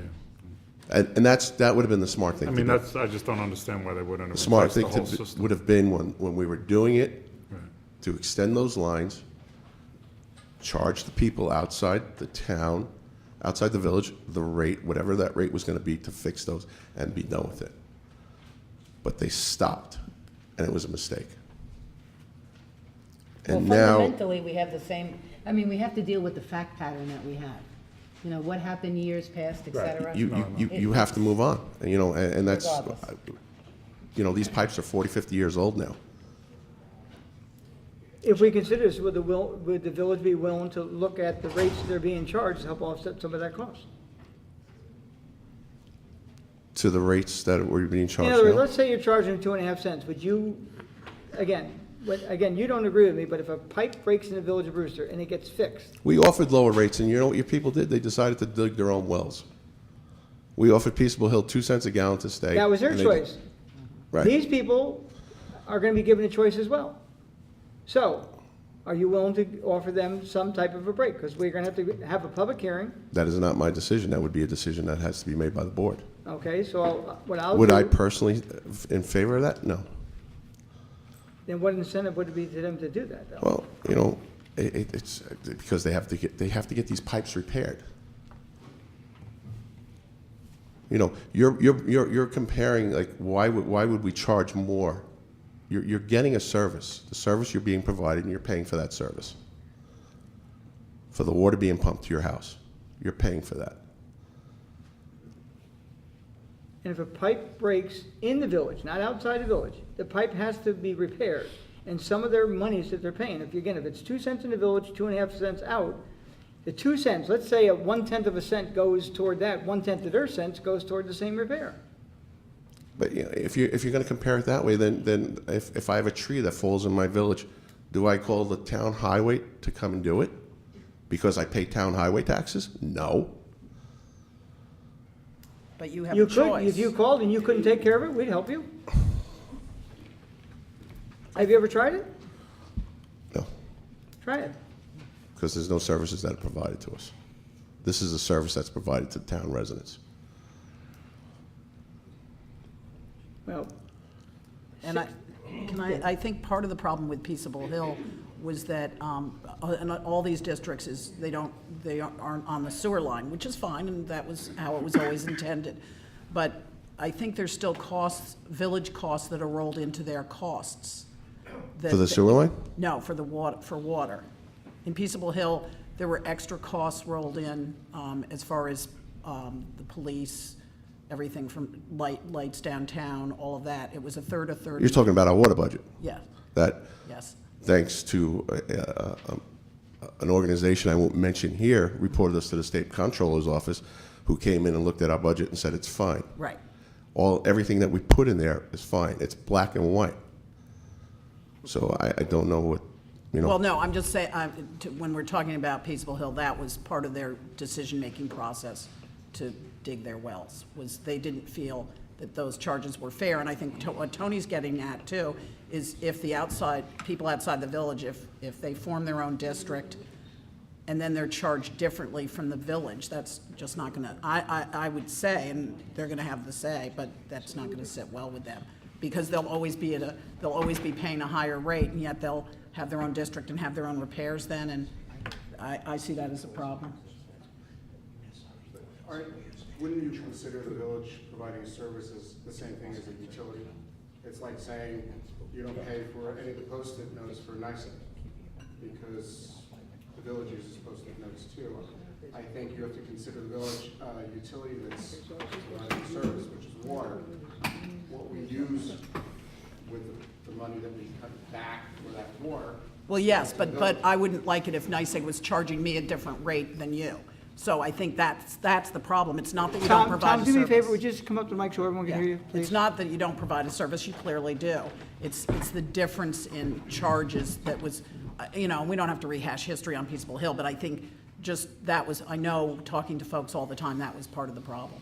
So, I think that's a harder sell, certainly, for people, who are gonna be charged a lot of money to have their pipes fixed and then receive water at a higher rate than the village. That's a tough sell. I think that, and that's fundamentally what I'm trying to understand. So in essence, for the 2.5 cents, the people don't get repairs done, but for the 2 cents in the village, they do get the repairs. And on top of it, for the 2.5 cents, they're also going to get charged for repairs, which might increase the 2.5 cents to 3.5 cents. Is that what we're both talking about there, Lynn? Yes, I Right. think that's exactly what we're talking that's about. what I think that's what we're saying. The services that you provide, the village for 2 cents, you provide to these other people for 2.5 cents, but the services aren't comparable, because what you're doing is you're intending on charging the additional repair sums, which don't match what's going on inside the village, and simply because they're outside of the Well, village. because the town right now is the only one that are costing us on repairs. How does the town costing repairs? Because I've got $40,000 in outside water users that I've had to repair these pipes. But if you're charging the 2.5 as opposed to the 2, what portion of the 2.5 can pay for the 40,000 in the pipes? There's none of that that's going to pay for the pipes. So how is the 2.5 cents comparable to the 2 cents? If the It's service what, isn't it's the what same. we're selling it to those residents at. Okay, so basically then what you're saying is, we're selling it, but it doesn't include the repair costs, despite the fact that when we sell it to the village residents, it does include the repair costs. You could look at it that way. Right. Okay. Okay, Jim, I just spoke to the town attorney. Here's what we can possibly do, okay? Yourself, myself, village attorney, town attorney. I know you're usually around on Thursdays, the best time, not the best time for the town attorney because he has court that particular day. But can we work out a schedule? We'll sit at a table and discuss this instead of us doing it here this evening and see what we can do something and bring it back to the board. Yeah, and we've got to get it done quick because my fiscal year is coming up to an end. Oh, it's not gonna get done that quick. Well, I've got, then I'm telling you what's going to. You have to do what you do, and whether it's, And just so everybody knows that I've been asking for this for a year now. So it's not that it's village is now looking to shove this down anybody's throat. well, It's not. I've been asking for a year for this to be done, if not longer. well, it's been going on for 62 years, so a year is a very short period of time compared to the 62 Okay. before. But I'm telling you that this is what's going to happen, is that when You we do do what with you the have to fiscal, do. we're going to have to do that. You do what you have to do. Okay. So do you want a meeting or no? Yeah, but I'm just letting you know if it can't be done by May. I can't see, that's not gonna happen. This is government, this isn't real life. And when you say it, can you just clarify what it is? It has to be done. He wants to prepare his budget. What did your budget do by? The budget's done, but now I have to So go he's on gonna first. put $40,000 line in there that he's gonna charge to the people outside of that district. I just wanted to clarify. Is it 80 or 40? You said you, It's 40 from this year, yeah. and I'm assuming next year it's going to be 40 again. Okay, so you're putting in your budget an additional 40,000 you're gonna charge to the outside users, which would be Peaceful Hill as well, to fix this. Exactly. Right. Okay. Okay? And have your wills, maybe, again, Thursday's the best day for you, not the best day for him, so can we work out the times? Thursday afternoons, I mean, late in the day. What time? I'm usually done by 4 o'clock. 4? And there's one other thing on, I was reading your. See, now it's gonna be a year and a week. Your planning board minutes from, I guess, when Chazen was here talking about Peaceable Hill. He has it in there, and it's in the minutes that once we're disconnected from the village, that the connection is going to stay in case there's an emergency. Okay. That's not going to happen. If it's disconnected, it's going to be disconnected. We can't take the responsibility for that. And the other thing that he had in there was that we get our water from a reservoir, which we don't. We get it from the aquifer. Okay. So I just want to clear that up. Personally, I'm disappointed to hear that, because if Peaceful Hill goes online, they got tons of water, and you guys ever need it, I'd want to share that water with you. I'm sorry to hear that you have that opinion. You can't reverse the water back to the village. Never know, You couldn't do it. You don't have the piping. you know. Goes one way, go the other. All right. It's all downhill. So be in contact with Will to set up a time. After 4 o'clock next week will be fine. Try not to do it the night we have a town board meeting though, okay, Jim? Thank you. Hi, I'm so sorry. The notes for Ida Crosby with all the listing, would I get that? Oh, I thought you gave us. I know, it has to be amended, I'm so sorry. Oh, okay. There's important stuff on it. You can have it back. Is it the petition you mean? Yeah. Yes, it's not quite finished. Sorry Oh, about that. okay. Thank you. Just cross out, I put received, let me just cross that through. Sure. Okay, next item on the discussion, zoning text change for Barrett Hill.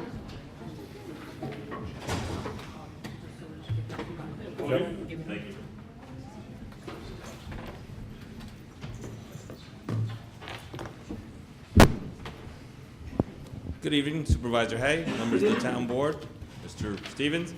My name is Charles Marnabano. I'm an attorney from the office in Somers. I represent the petitioner, Barrett Hill Associates, LLC. We've provided you with a petition, an explanatory letter. I can go into any level of detail or try to minimize it as much as possible as you might want. The purpose of our appearance before you tonight is simply to request that you refer the petition to the planning board pursuant to your code, which is a mandatory requirement when a petition is submitted to you and it doesn't originate with the planning board. But again, we're here to answer any questions you might have and hopefully respond to any concerns. Well, unfortunately, on April 21st, the town received from our outside consultant, AKRF, about this petition. And I didn't want to cancel the meeting tonight because I knew you had invited some individuals possibly to be in attendance at the meeting. Okay. And everything is all set up. And the bottom line, we will share with this to you this evening, but we will send you a copy of the memorandum as of tomorrow. And recommended next steps. It identifies that once the applicant has submitted a complete application, the town board may classify the action as a type 1 action under seeker and circulate it to intent to be lead agency to all the involved and interested agencies. At that time, the town board may also refer the zoning petition to Putnam County Planning per GML number 239M and to the Town of Southeast Planning Board per 138-92 of the town code. Well, as you pointed out, I haven't seen that before tonight. I'm going to respond off the top of my head, but I may not be 100% accurate. As to the characterization of this necessarily being a type 1 action, I think that threshold refers to an actual rezoning of property as opposed to a text change. Don't hold me to it because I haven't researched the question because I hadn't had a chance to respond from this point in time. Also, when we submitted the application back, I think in April, we did get a follow-up memo from the town about having an application and an escrow amount that we deposited with the town, but there was no mention of filing the EAF, so I'm a little bit surprised by it, but... Well, you submitted the application, which, we provided. It was a $5,000 for a text change, which is we did, whatever. Right?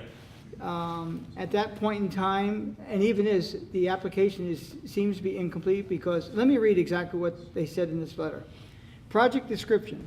The applicant proposes an amendment to the Town of Southeast zoning code to permit the conversion of 168 senior units approved in 2006 as Barrett Hill, located on Mount Ebo, Lot 6A, plus or minus 29-acre parcel in the OP2 zoning district to non-age restricted units. As proposed, the zoning petition includes a 25% set aside for the first 6 months of marketing as priority units, e.g. veterans, town employees, etc. Of these 25%, 10% are proposed to be set aside as affordable housing units. As proposed, the zoning text changes would be applicable to all OP2 zoning districts in the town. Comments. The application for the zoning petition is incomplete. The following documents are required to be submitted in order for the town to proceed with a review of this application. 1. Full Environmental Assessment Form, EAF. Since the proposed zoning amendment would affect the permitted land uses in more than 25 acres of the town, it would be considered a type 1 action under seeker per 6 NYCRR, whatever that symbol is, 617.4B, pardon? It's section. Section? Section, yeah. I don't know why they don't put an S, but what it is. It's a legal thing. Okay. You know how lawyers are. Yes, I do. That's why I never practiced Latin. Okay. B2, a full EAF is required. As a type 1 action involving multiple agencies, a coordinated review under seeker is required. C6 NYCRR section 617.6B2. As such, part 1 of the full EAF must be submitted before the town board can circulate its intent to be lead agency per 6 NYCRR section 617.6B.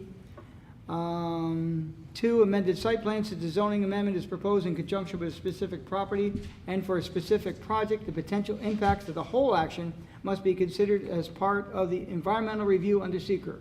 As such, the applicant must submit an application for an amended site plan which includes a proposed unit mix, any changes to the building footprint, changes to site circulation, and accessory use of amenities. Consideration of the zoning petition independent of the contemplated site plan amendments would be considered segmentation under seeker C, and this one says C, SEE, 6 NRCRR, section 617.3G. Now, when you made first application, it came directly to the town. We did not Correct. forward it to our outside consultant because it was a zone text change, which we thought we can handle within house. I was unaware, of course. Well, I'm not blaming you for the delay, Supervisor. I'm not saying that. It's I'd not say a delay, it's- If I had had that, I would have been able to respond tonight fully. But it's okay, because what we want to do is we want to be able to move this along. I'd like to just correct one thing in her analysis. If the text change is adopted, the 10% of the units that would be affordable would be of the total, the 168. And I can see in reading the text change why she would have come to the conclusion, but part of what we're looking to do, and I think you touched on it when you read that, but it's important for the people here tonight, is that we were, and it's curious that it all worked out to be here tonight, we were motivated to try to create these units to try to benefit certain groups that we thought were worthy of consideration for affordable housing.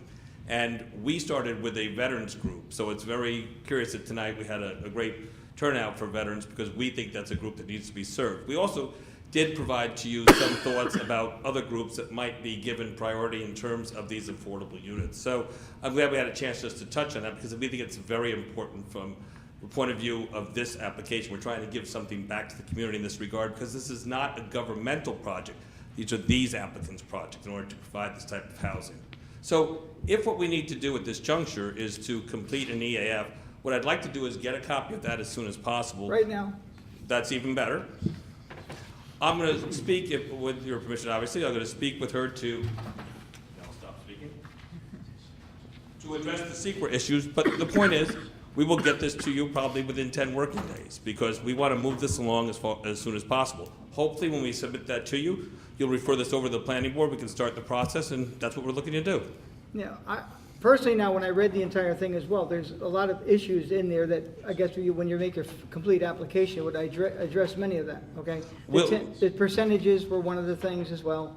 I can try my best to answer some of those questions tonight for you. Now, you're going to have it in writing. Of course, they're going to be reviewing, the outside consultant will be reviewing it as well. But when we discussed this during the planning board work session, I believe it was suggested that this list of prospective benefiters, whatever. People who benefit from. Okay. Okay.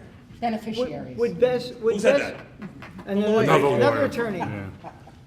Another attorney. I'm not even practicing, nor do I want to. Anyway, was it the types of benefactors of this belong, beneficiaries belong in the prospectus of the persons who selling the units instead of making the town board make that decision? We have had those discussions, and one of the things that's in my presentation tonight, which is a little bit truncated now, is that these are our suggestions. These are suggestions because we thought that it would be important for any municipality today to be able to create zoning that does provide for affordable housing, and in the context of where it's appropriate, where you determine that it's people that you'd like to benefit, you benefit people who give to the community. And just for the audience, because I know that they probably don't know unless they've read this, what we're talking about in terms of people, our first group was, of course, veterans in the Hudson Valley. And the reason that we talked about that is there are, I believe, close to 100,000 veterans living in the Hudson Valley area. And we wanted to provide an opportunity for them to get good quality, affordable housing. I was watching Fox News less than a week ago. I was shocked to find out there's a new organization supporting veterans because in addition to veterans who are underserved, there's 50,000 homeless veterans in the United States. What we're trying to do is to provide an environment where they can have good, affordable housing. That's part of what these people are doing, and it's not a governmental program.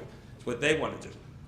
We thought also there might be other people that you might deem appropriate to benefit. So what we suggested, but we always said, and it's in my letter, you don't have to take, you're the zoning authority, so you may not want to put it in. If you don't want to put it in, it's up to you. At the end of the day, you'll decide.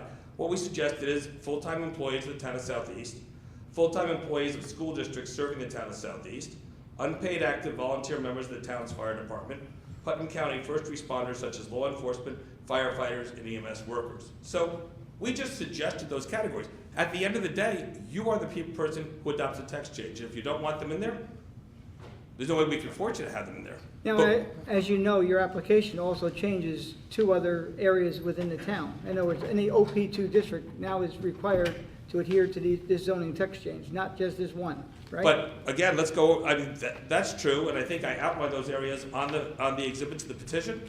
But at the same time, there are limiting factors as to what sites it could be. They have to be accessed by a state, county, or town road and adjacent to a residential district, served by a central sewage treatment plant, central water supply system, and central fire protection system, minimum lot size of 15 acres, and bulk requirements based on the OP2 district as it is, and a different parking standard. So while you're right, it could potentially apply to other properties.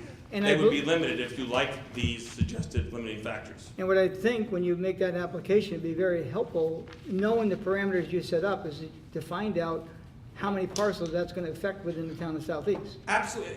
Everything that you're talking about are things that are normally gone through in the SEQRA process. But that's part of the overall review, I believe, of a zoning text change. What is it, how is it going to affect everyone? Just asking for a zone text change without identifying, like we use a figure of 80% of 30% of a number. Now, I went online, I came up with a number of like 74, the average income was 92,711. I went to another site, and this is the average income of a resident, which you're going to base your, and also. A Putnam County resident? Yes. Yes, okay. Well, was it Putnam County or Southeast? No, I believe it was Putnam County. And I erred on that because I thought it was Southeast. Let me just check in case I erred. I'll correct myself, but I believe. But let's use the numbers I looked up briefly. Southeast showed 92,711 in one site, and then another site said it was 84 and change. Just so that we're clear, what the draft legislation says is 80% of Putnam County household income. Now, I would ask, when you put this forward again, identify the source, the number. You must know a number. But I have a gentleman here who probably knows more about it than anyone We in the don't county. need it tonight, but when you make the application, I would put that in there. In other words, based on 2014, the average income of Putnam County residents was, so we can figure out. Because I came up, what do you think the average cost per month as affordable housing these units would run about? I'm now going to turn to someone who might actually be able to answer the question. Mr. Wilder? Just that question in particular. You can't. Well, he can't answer anymore. Come on. Well, if we ask a I question. have to answer another question before I answer that question. Okay. The first question is that when you get a median income, whether it's 74, 84, whatever it is, that's always based on a family of 4. But what you do is you adjust down from that. So if you have a 1-bedroom apartment with a 1-person household, you don't take, using the numbers you were using, 74, 84. You have to adjust it down.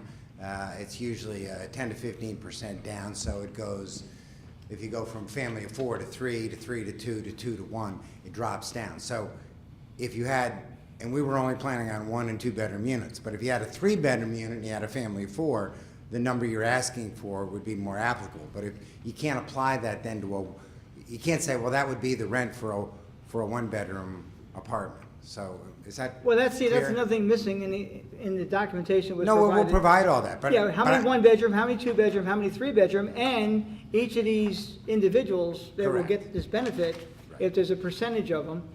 I mean, I counted about 20 eligible, I won't say groups, because when you say Hudson Valley veterans, now I researched some for tonight's meeting, there's 10 counties in the Hudson Valley. 10 counties. So if there's 100,000, did you say statewide? What was the number? No, I said I believe close to 100,000 in the Hudson Valley. In the Hudson Valley. So that's 10 counties that would be eligible to come here and live, 100,000. And the percentages that we have, am I right? Which percentages are you? Well, we're going to have 25% of 168 is 42 units. Correct. That's correct, John. Okay. And those will be the priority units in terms of the initial marketing period of 6 months. Those will be set aside for whatever group of people we decide, that'll be set aside for priority marketing to them. 10% of the overall unit count, or 16 and change, almost 17. 17. So we got 25 and 17 are the numbers we're using, because I couldn't quite figure it out. 25? I think it's 40, right? It's 42.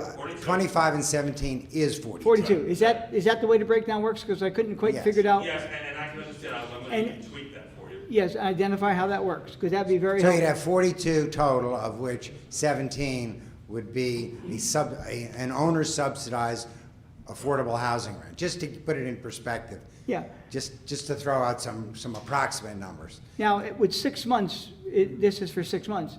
The question, The 6 months only applies to the priority marketing. right? What happens after 6 months? I'll let the public handle it. Yeah, in terms of the marketing, if there are no veterans or people in whatever categories the town board decides, that after 6 months, we're not gonna hold the units vacant forever, we're gonna go rent them to others. Okay. So, but with respect to the affordable units, the 17, those are remaining affordable forever. If you look at the presentation, it says for 99 years, there's a covenant that way. I So they see. are forever, essentially. So the owner won't say, oh gee, after 6 months, we couldn't find anybody who wanted to rent these below market, so we're renting them at market. Now, it's another So thing, we're this, not- what you put in front of us said sale or rent. Are these for sale or rent? As we represented here, we plan a rental community. I didn't want to limit it, but if you're talking about a text change, I didn't want to limit it, or the applicant didn't want to limit it to only rentals. So if it was a for sale, there's a formula there for the units that would be sold at less than market. For example, right now, we're doing a 50-unit affordable condominium complex in Larchmont, and those prices have to be based on 80% of area median income. So you take 80% of the area median income for Westchester, which is higher than Putnam County, and the prices for those units. But they're for sale units, but they still are based on an area median income, so they're below a market for sale price. Now, the previous approval is for age restriction. Correct. And when you look up the zoning amendment back at the time when they gave the special permit, it produced 0 students for the schools. Correct. This does not identify in any way the number of students that may, I know you don't know, but there's 1 bedroom, 2 bedroom, 3 bedroom, and we're Correct. going from 0 to a number. I think that should be identified somehow as well. Actually, as you know, that was an item that was discussed in the work session, as you pointed out. It's an item that we said we knew we would have to address because obviously that's a change from what was approved to what we're proposing. So we've already commissioned a study to that effect. We're going to share it with you. So these are things that we know we have to address. And all of these things, though, are items that are addressed during the secret process. These are the normal things that are. It seems, and when we're asking you to refer it over, it's not as though you're bypassing the secret process. We're not even commenced at that point in time. If the planning board were to turn around, let's say they asked this question and turned around with a negative recommendation of some type, this might not go further. But at this stage of the game, we know we have to go through the secret process. We're going to answer those questions that you're asking then.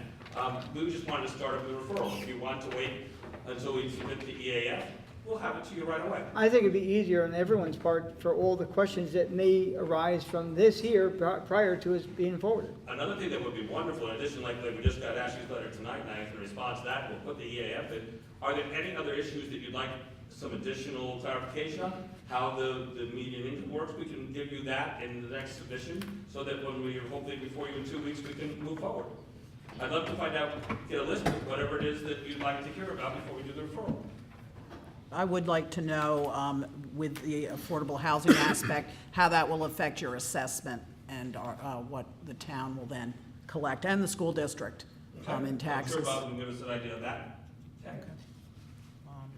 And so, Tony, I'd like to see how the formulas work, give you an example and run through it. We have no problem with that. Your question's another good question. Anyone else? How does the 10% work? You're trying to, affordable housing, now you're keeping 10% of it, 17 units and whatnot. Now you're subsidizing that, in other words, let's pretend it's 100,000, you're gonna give 10%? Let's assume it's a towards- rent. towards yeah, that, let's or- assume it's a rental apartment. And let's say a 1-bedroom apartment we believe would rent for, let's say $1,300 or $1,400 a month. And let's say a 2-bedroom we believe would rent for $1,600, $1,800 a month. The math that we've done will bring those rents down by probably about 15%. So if somebody would save $200 a month, round figures, we'll get you when we submit the EAF, but in round figures, we're looking to $200 to $250 a month subsidy for the affordable towns. And for they how long will that last? While they just, 90 forever for kind of, 99 as they years. continue to live Just to there? put it in or- perspective, is you know, we own Stonecrest right next door, which is a federal and state subsidized housing. There, the rent reductions are probably about $500 or $550 a month below. But that's because we get subsidies with tax credits and low interest rate loans from the federal government that require us, and those rents are based on 60% of area median income, so that's why the rents are so much lower. This isn't going to have any state or federal subsidies. This is a developer subsidy for those 10%. And that's an important thing, because part of the discussions that we did have earlier, this is a market rate that subsidizes, an affordable component. It is not a government-funded project. That's not what this is. Therefore, the developer has latitude to do certain things that could not otherwise be done. That's part of what we're trying to bring to the town as a package. You just gave the supervisor the report on the school, the number of children that might come into the, based on, if they decided to come live here and whatnot. I've heard a lot of numbers thrown around. I attended the first meeting when this was being talked about. I haven't been to another meeting since. I haven't been invited to another meeting since, for whatever reason. But I kind of heard that maybe it only really brings about 17 children into the school district. Can you talk about what the report says, It or actually no? says 29. Okay.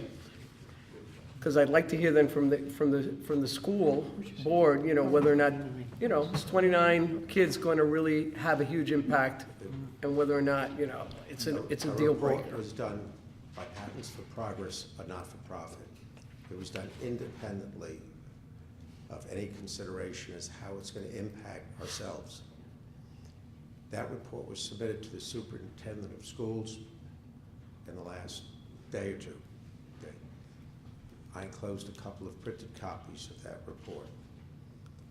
It's based on the Rutgers model. It's based on the Cornell model. It is not based on any anecdotal information that we have of other projects in the area. It's only on the published statistics. Based on local information, the statistics show that the 50% one-bedroom, 50% two-bedroom units, which is what's proposed here, would generate 17 children. The study shows 29. It shows the beginning of the absorption 3 years from now. And it shows an absorption over 3 years. The highest year, it adds 10 children to the school district, K through 12, and it shows the distribution through the entire K through 12 and impacts.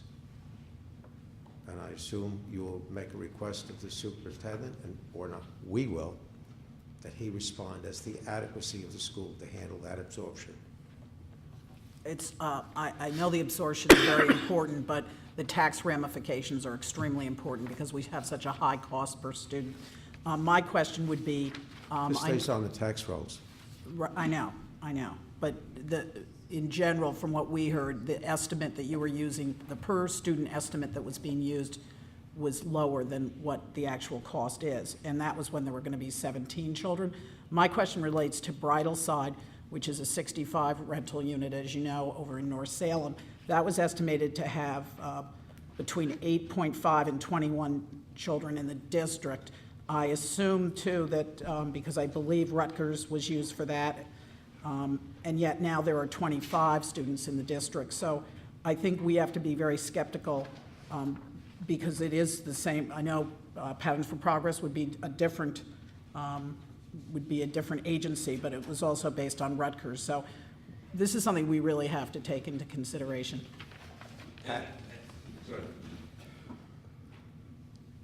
Patterns has done the former studies for the Brewster Central School District.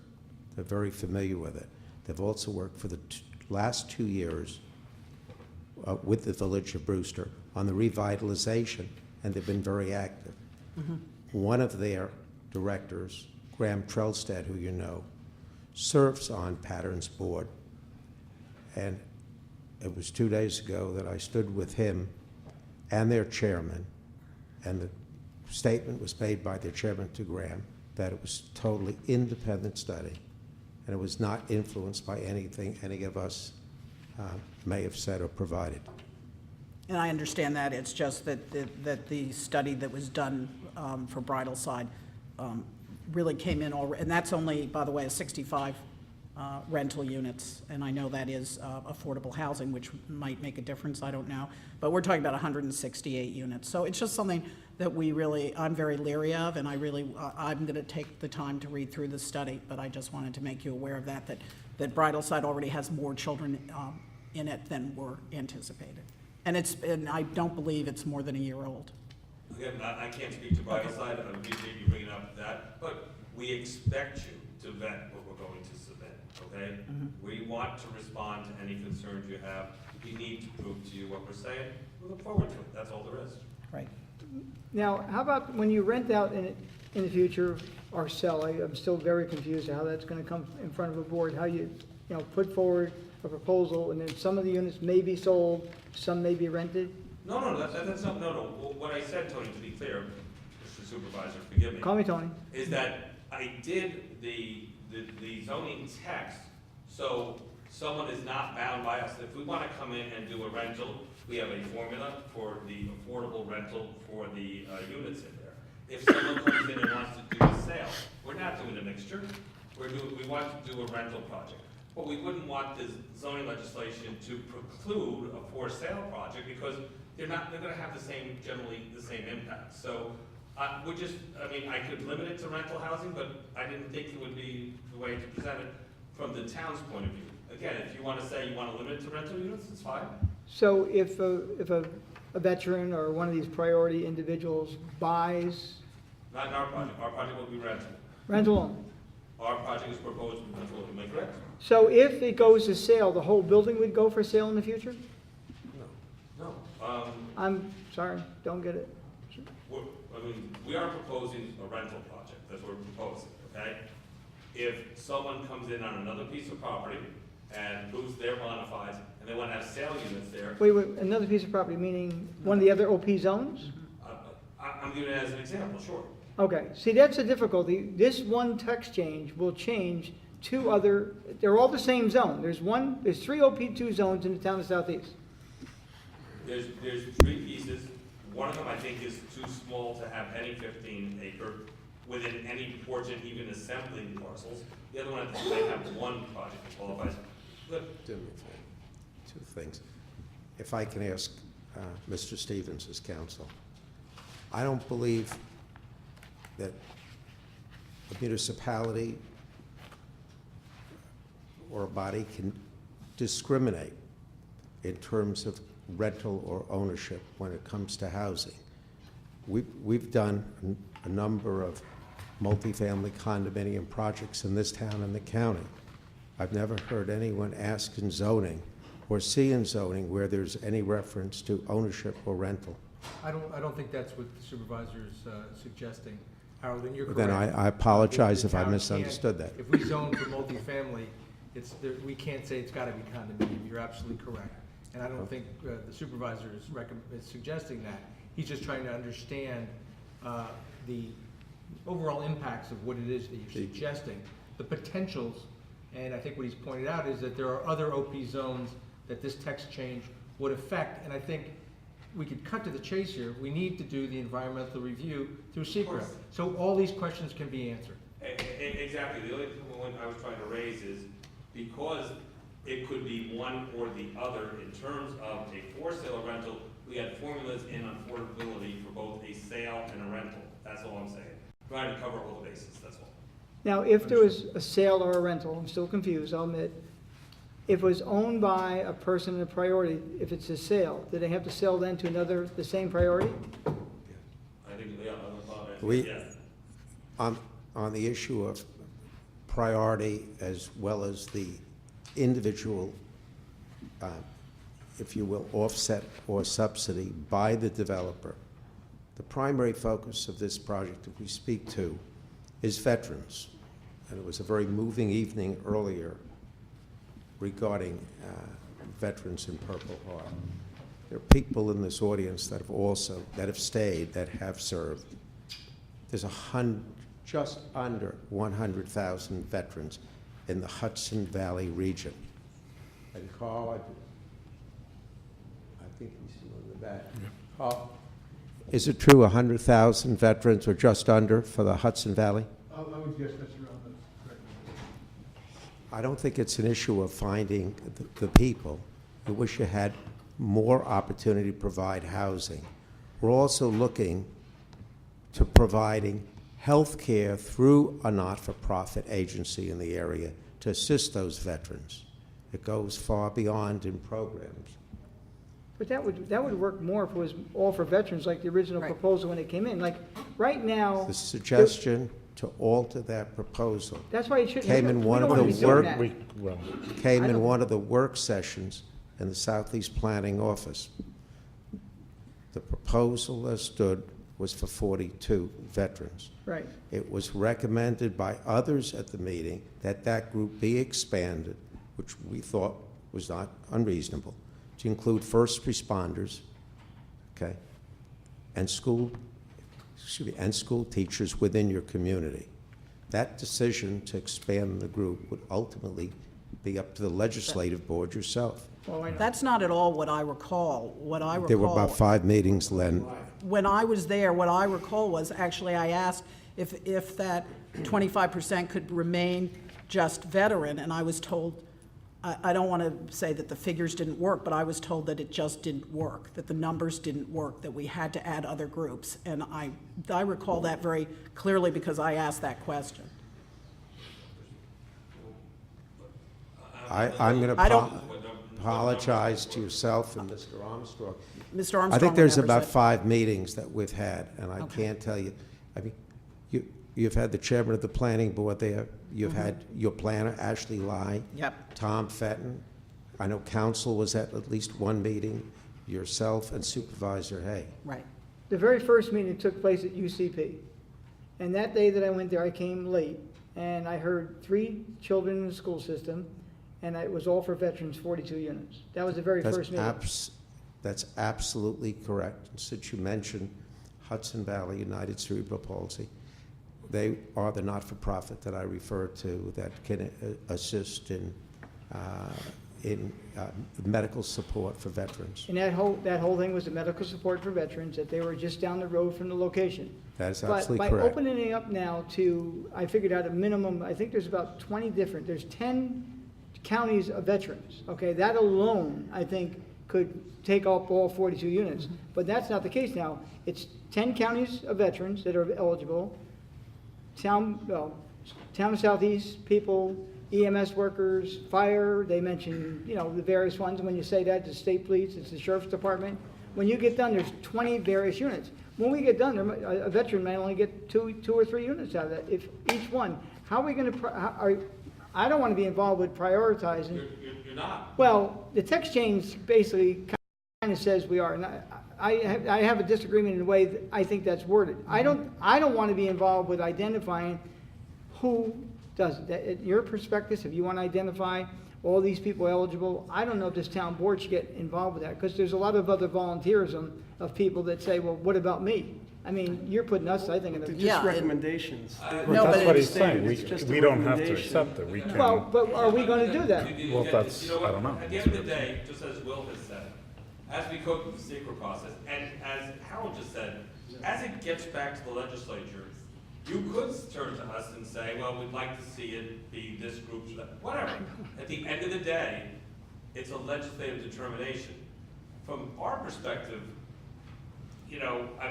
we believe that each of these groups that we outlined here are particularly people who give back to either the country or the town of Southeast or the county specifically. They're all worthy of consideration for these types of affordable units. That's just our thought on it. I'm not sure why anyone would want to limit that group. I don't understand. Well, why but they it was all for veterans to Yeah. start, and right down the road, UCP was going to provide a very needed service for the veterans. Now that almost disappears, because you might have as little as 2 veterans in there, depending on who applies.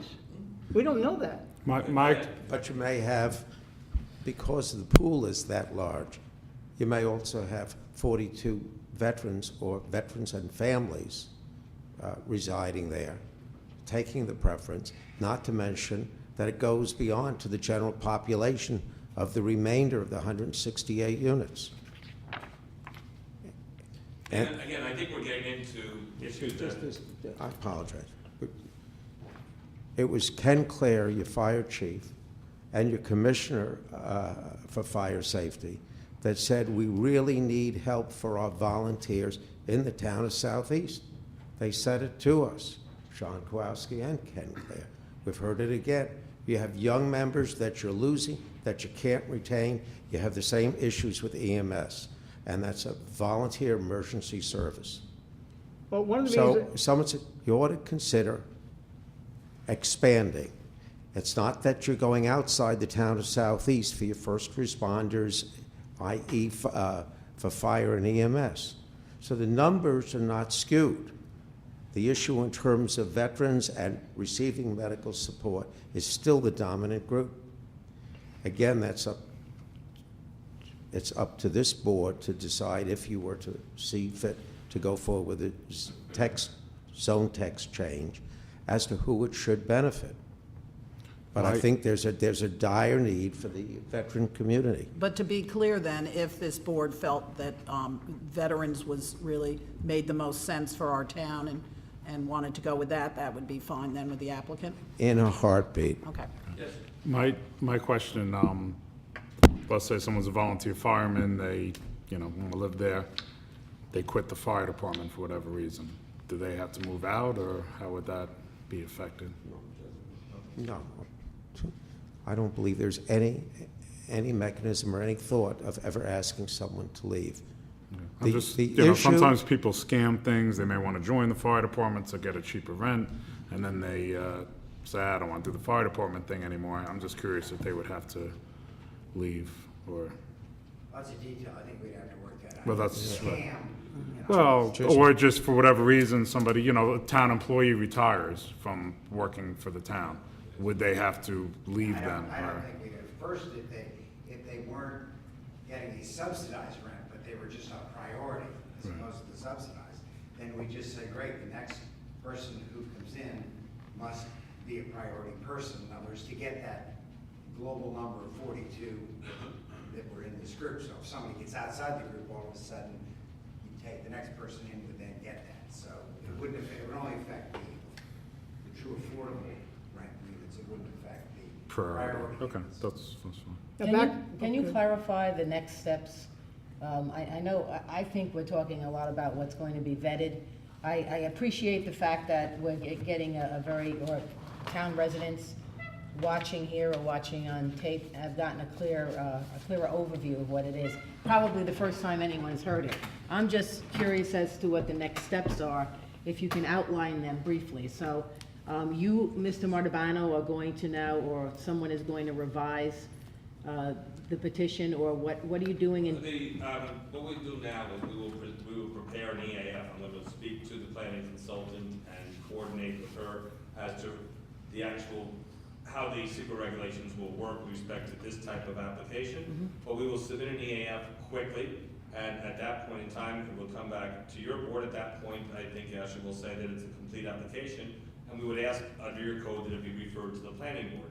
And the planning board is required to review this proposal and make a recommendation to you.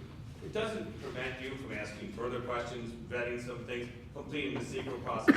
It's just part of your code that says it's got to go to the planning board. They've got to report. You cannot hold a public hearing until they either report, or will I believe that there might be a time period there that if they don't report, you're able to.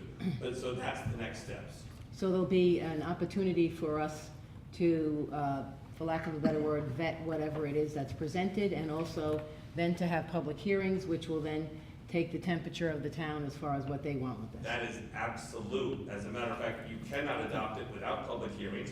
You must go through the secret process, which is the vetting process that we're talking about. So the answer to your question is absolutely. Okay, so what you're proposing today could more substantially in terms of what we're doing based on what we believe, as in your words, the legislative body, as well as tempered by what the public says.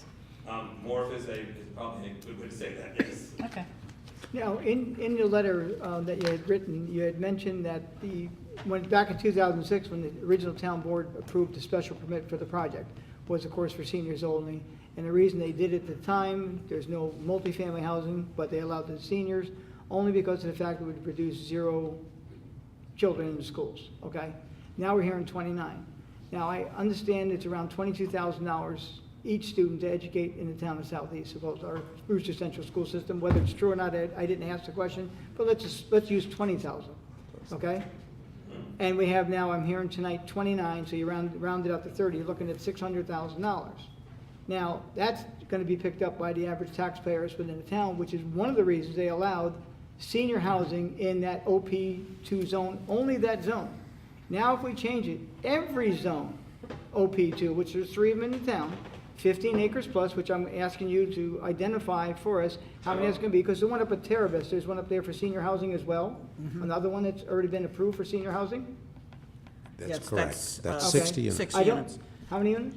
60. 60 And those units, are separate houses. separate? Yeah, Would that, they're would that three qualify? bedroom, correct? Would that Tho- qualify tho- for this change? Those are, Ms. Hackard is correct. That's individual townhome. Would that qualify for this as well? Yes. Yes. Okay, so there's, Especially they have another- sewer there's, there. there's one that's identified as being another. So there's gonna be a lot of possible future students coming in here, which is gonna affect all the taxpayers, okay? But again, as part of the secret process, we have to demonstrate the no adverse impacts. This is part of the process. Ms. Eckhart just asked for a good analysis. You're asking for a good question. All part of what we must address. So the answer is that we will get you your answers, and you'll consider that as part of your determination to make a decision on the petition. Okay, the only thing is, when you ask for a zone text change, okay? I mean, it sounded simple to me until I read what you provided us, okay? And I started looking. I made it complicated? Yeah, no, I appreciate I wouldn't say it was complicated, it was lawyerly. Ooh, I'm not sure that's good. Ouch. But, I mean, Yeah, exactly. Sounds a little vulgar. Didn't you think? But if you address those issues, like when we get it, before we forward it to the planning board, I mean, the planning board themselves are gonna want to know, I think they'd wanna know all that information, so provide it up front. Yeah, the one place where I disagree with you with all due respect is that's part of the secret process, that vetting, as opposed to doing it when we just submit the petition. We prove our case after the referral and with the commencement of the secret process. I hope that will, I mean, I don't, The I planning don't have a board, problem the with planning board providing. would be an involved agency in the secret review. Right. Yes. And I think Ashley is best to guide, the town board on this. And because they'll be back and forth, they'll be vetting, that's through the process. I don't mind answering some of the questions that we can answer quickly for you to move along, but the in-depth review comes through the secret process. Okay. I just don't understand though why Ashley's letter only, that they never saw that. I mean, why did, how many meetings were there going on?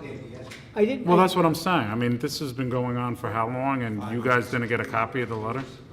Because you may not have wanted to come here then tonight, because Well, you're kind of not wasting your time, but They had already. it's a little unfair that No, I don't the lawyers think, are I don't think it was sitting there. unfair. When I got it, I didn't send it to them, not for any particular reason, but they had already invited people here this evening. Well, Okay. who did? They did. Well, I know, but, And that's not a problem. So it's here. no, I just think that in I think fairness, we're they getting- should have gotten the letter when we got the There- letter. I don't know why, I don't know. I'm just saying it's, I think what we have to do is just correct it in the future. We'll speak to Ashley and just say, when Didn't you get? when this I got occurs, it. that They it has didn't to get be it. done. They should send it. Yeah, I mean, it's not my job. It's the because, I mean, quite Ashley frankly, should We do have a question. to Mr. Cohen's point is that we did submit March 1st. She could have given me a call and said, just get it over here. Like I said, get the check over here. I got the check over No, here. no, she didn't answer the check. That was, Town clerk. The town clerk does. oh yeah, how could I forget that? But I mean, it could have been done at the same time, but whatever, listen, Like I said, I just think. Someone's got their hand know, up, who wants to Any speak? applicant should have gotten, Yeah. if this started March Yeah, people 1st coming. to the is last that if one. I can get to that EAF, that we could be at the next town board meeting, that would help to address that delay. Oh, I don't know. Good evening. My name is Ferg Foley. I have about 40 years in the military. I'm retired. For the last 10 years or so, I've been heavily involved with different advocacy groups, basically looking for the improvement of quality of life for veterans and families. And I just have to say that I got so moved and motivated by this project here because with all the different obstacles that we've run through in trying to improve the quality of life, with all the things that are happening out there right now, it has really been tough between budgets and funding and everything else. Seeing something like this with a for-profit organization, the not-for-profit UCP, pulling together, trying to figure ways to make this work. I know there's legalities to go with things, but it's the first time in a long time I've seen something like this that somebody wanted to do. And when I talked to some of the different veterans that would be in this category, they were really, really excited that something like this was happening, that the opportunity would exist, and that someone's actually thinking about doing this. I will say one thing, just it came to mind about numbers. I know as of 2013, as far as veterans in the Hudson Valley, Dutchess, from what I understand, has 20,000. There's about 5,100 here in Putnam. And Westchester, they have 36,000 registered, and another 20,000 they feel are there that they really haven't registered at all. So that's about 81, 82,000. I'm not sure about the other counties. So the numbers are there. But what's really interesting also, and I know it's a long shot, but I've also heard from veterans that are from the area that can't come back because New York's expensive to live. So what they tend to do is live in the vicinity of the military towns that they ETS out of. So to me, it was like another opportunity to bring people back home when they have a fighting chance to actually be part of the community again. And the vision that I have in particular, and again, this is in regard to veterans, I just envisioned a young family where the veteran had a couple of deployments. They come back, they're trying to get started, they're reintegrating, and if there is a medical issue, they can be in one place where their community among themselves for support, and they have, of course, the medical capabilities as well. But the beauty of it is, it's a community within the community. So they're among themselves, but they're also in the community as well. And I think as a result, they become a more productive citizen, which benefits everybody. It's a win-win. And of course, for me personally, it's always about the children and the families. And that's when I saw all this come into fruition. That's why I got excited. You know, and I was really hoping that it would keep going to the next step. So firstly, I think with you guys, I don't think it's an issue about taking care of the military. I think we all believe that and do it once you get past some of these other hurdles here. But I just want to thank you for the time and considering this. I want to thank everybody else that's doing what they can to make this work. So many people say never forget or support the troops. They got the ribbons on the tailgates, but sometimes there's very few people that actually go out there and actually do this. And this is living proof right here where it's happening or trying to happen. So. I just want to give you my 2 cents there on the veterans piece. Thanks. Thank you. Thank you. Did you want to say something? Yeah. Oh, I'm sorry. Dan Armstrong, taxpayer. I just want to defend Ashley and AKRF because it seems to me that we've kind of shifted responsibility here as to who is responsible for a complete application.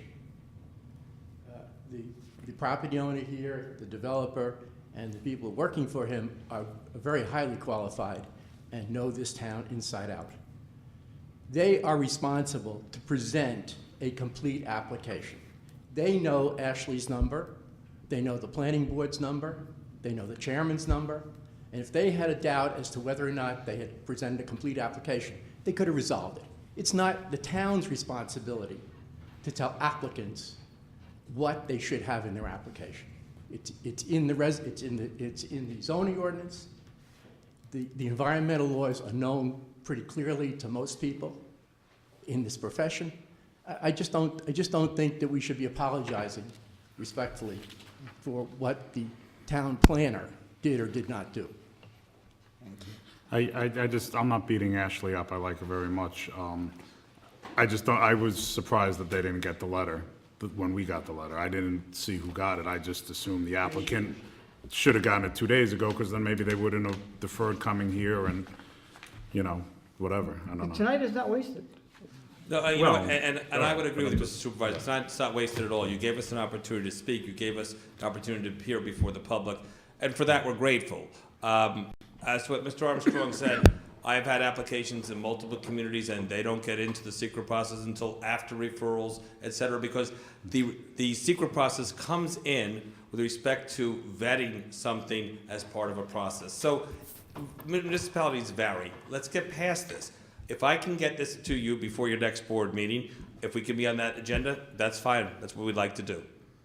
I'm not sure when your next board meeting is, but I'm sure that someone here can tell me. May 7th. You said the, Yeah, now it's May 7th. I've been saying 9th all day. He just said 9th, it's the 7th. I'm going to see if I can get everything. I'll talk to Ashley tomorrow and see what I can do to get things to you before that time, and hopefully we can appear again. Thanks. Okay? Thank you for your time, and thank the audience as well.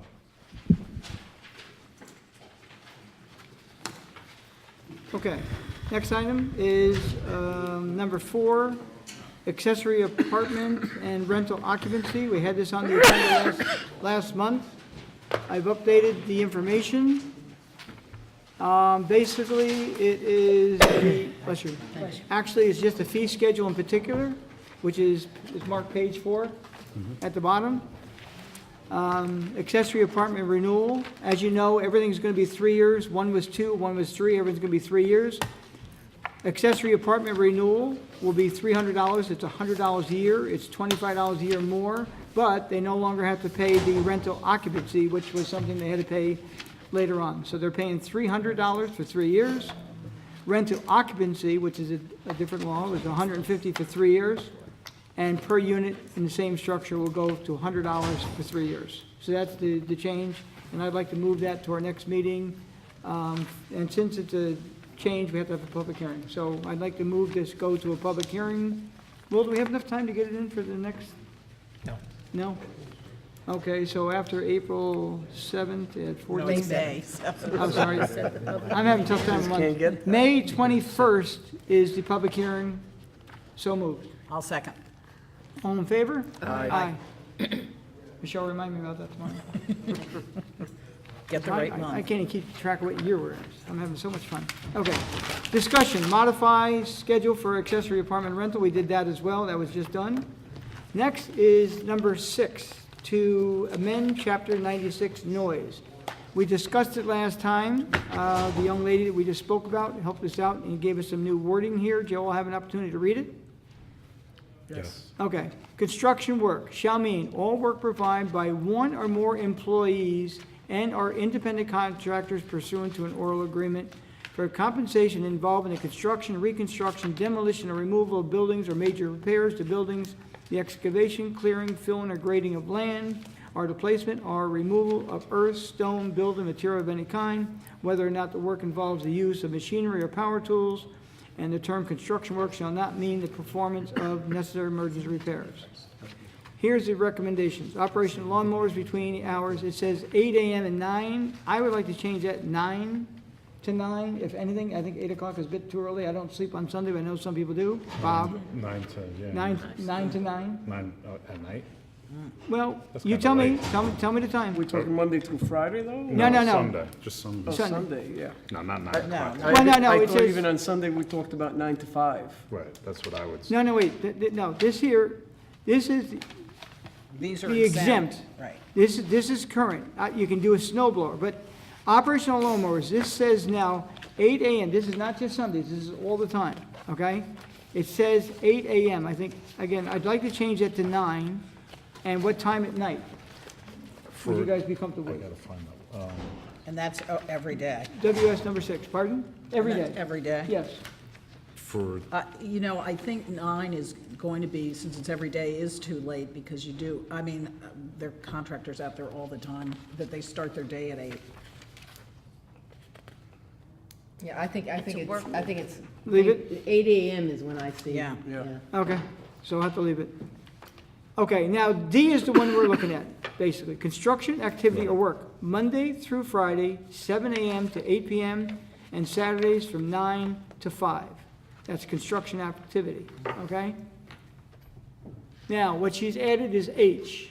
An individual may perform construction activities, him or herself, on a residential property on which such individual resides on Sunday from 9 to 5 p.m. That's for, Joe, average homeowner, can do what he wants, but you can't go out and hire someone to come in and do their work for you. I can live with that. That's a good compromise. Everyone agree with that compromise? Yeah, but going back to D though, on Saturdays, we're gonna try to limit it 9 to 5. I mean, if we're taking away Sunday, No, not taking that's away different. Sunday, That's currently, Well, Sunday, you're not supposed to do it as of now. Right, So we're exactly. actually adding, well, that was the debate Right. last time. Some people Well, thought it right. was allowed and other people thought it wasn't Well, allowed, so, you know. it's by I thought it was omission, never it's- allowed, yeah. well, lawn mowing, snow blowing, agriculture equipment, all those things are currently in the law. right. And the only thing she changed are construction activity or work. We're clarifying now Sundays. Right. Well, I'm trying to go back to D. I think we should extend the workday if we're making it official that people can't do construction, you know, No, they like hire a can on No, no. contractor. Right. Construction, Monday through Friday, is 7 a.m. to 8 p.m. Right. And on Saturday from 9 to 5. That's what I'm saying. Now, why should we limit Saturday if we're limiting Sundays now? I think that's what it was. That's always the way it was. That's the way it Yes, was? it Yes, really was. That's I- the way it was. That never changed. See, the only thing that was lacking in this was the word Sunday. Okay. Those were previous, and I don't think Yeah. we should, there's no need, I don't know, I don't want to change that. Yeah, I. So H is the one that addresses Sunday. Yep. An individual may perform construction activities, him or herself, you know, husband and wife can help, okay? On a residential property on which such individual resides on Sunday from 9 to 5. In other words, you can't have a contractor come in and build your house, build your deck. You as a, you know, yourself, your son, your family members can put up your porch if you want, put up a shed if you want. So that, I think that's a good compromise. It stops big construction from taking place. Yep. You can't hire someone to do the work. Us poor guys can do it ourselves, Bob? Okay. Next is 96-6.1, prohibitions is hereby added as follows. Any construction activity or work outside the hours identified in section 96.6 shall be prohibited. Furthermore, construction activity or work is prohibited times during the federal holidays, and they have New Year's Day, President's Day, Memorial Day, Independence Day, Labor Day, Thanksgiving Day, Christmas Day, and the only one I don't agree with is President's Day. Right, and I would say the same thing, that's not a real. So I'd like to remove the word President's Day from that. Yeah, I don't You all think you're agree? gonna have much outdoor work anyhow. Okay, so we're gonna take that one off the list. And I don't know how everyone else feels, but I think, I'm not really crazy about those Sunday work, but I'll live with that. But I think we should make prohibitions Easter Sunday, Mother's Day, and Father's Day. It's not on here? No. Okay, what do you want, Easter Sunday? I guess that wasn't on because it would be a Sunday. I would Right. presume that's why Okay, so, Easter. Well, I would say Easter Sunday, you know, I don't think people should. well, you can't do it in, oh, you can't mow Well, your no- lawn? Right. Right, well, It would be you can add it in, but it's a Sunday anyhow. Okay, Easter Sunday, what else? as a Just put it prohibition, Easter. and then maybe Mother's Day and Father's Day. I don't think people, if they're gonna have a barbecue or family over, that they want to But hear if their you're those neighbor are back. Sundays. You're doing it on your own. You're not hiring a Right. contractor. I know, but I don't, But those are all Sundays. but I don't want my neighbor making a shed on Mother's Day. That's what I'm saying. But he can. It might be for his He wife. can now. Yeah. What Yeah. if it's for his wife?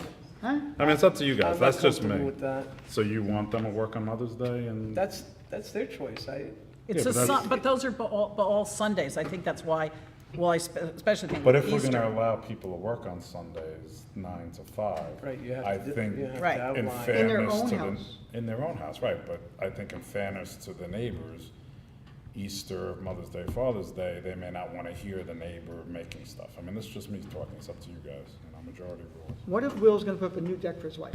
He can't do it now. Not on Easter or Mother's Day, you should do it the day before, the week Most before. people aren't Don't going wait to till the work last minute, on Will. those days anyway, with the Okay. exception of Yeah. Mr. Hay, you know. Yeah. What's the will of the board? You want those days? As an exemption. I mean, Yeah, we they I'd can't- rather not include them. I'd rather just keep federal holidays, frankly. I Yeah. think it keeps. Me too. I think federal holidays just 2, keeps it clear. Edwin, 3? Yes? Right, keep it as is, not Mother's Hey, Day. just Father's removing Day. President's Day, though. All right. Okay, we got 3 votes that way. Yes. Okay. You'll just have to. I make a motion, we move that to a public hearing for May 21st. I'll second. All in favor? Aye. We're moving right along. Okay, make a motion to go into the regular meeting portion. Second. All in favor? Aye. Waive the reading of the correspondence. I second it. 2, approval of the voucher list, $823,641.17. So moved. Second. Discussion. All in favor? Aye. Setting of public dates and public hearings. All meetings will be held 1360 Route 22, Brewster, New York, at 7 p.m. unless otherwise noted. Thursday, May 7, 2015. Thursday, May 21st, 2015. So moved. Flawless. I'll second. All in favor? Aye. Aye. I'll move the budget transfers. Is there a second? Second. All in favor? Aye. Aye. 5, this is resolution to amend Chapter 138 zoning regarding digital submissions. Move for discussion. Second. Discussion. Seeing none, all in favor? Aye. 6, resolution to reimburse former employees for court appearances and preparation. Basically, what this does is, we discussed this just at the last meeting. I'll read it quickly.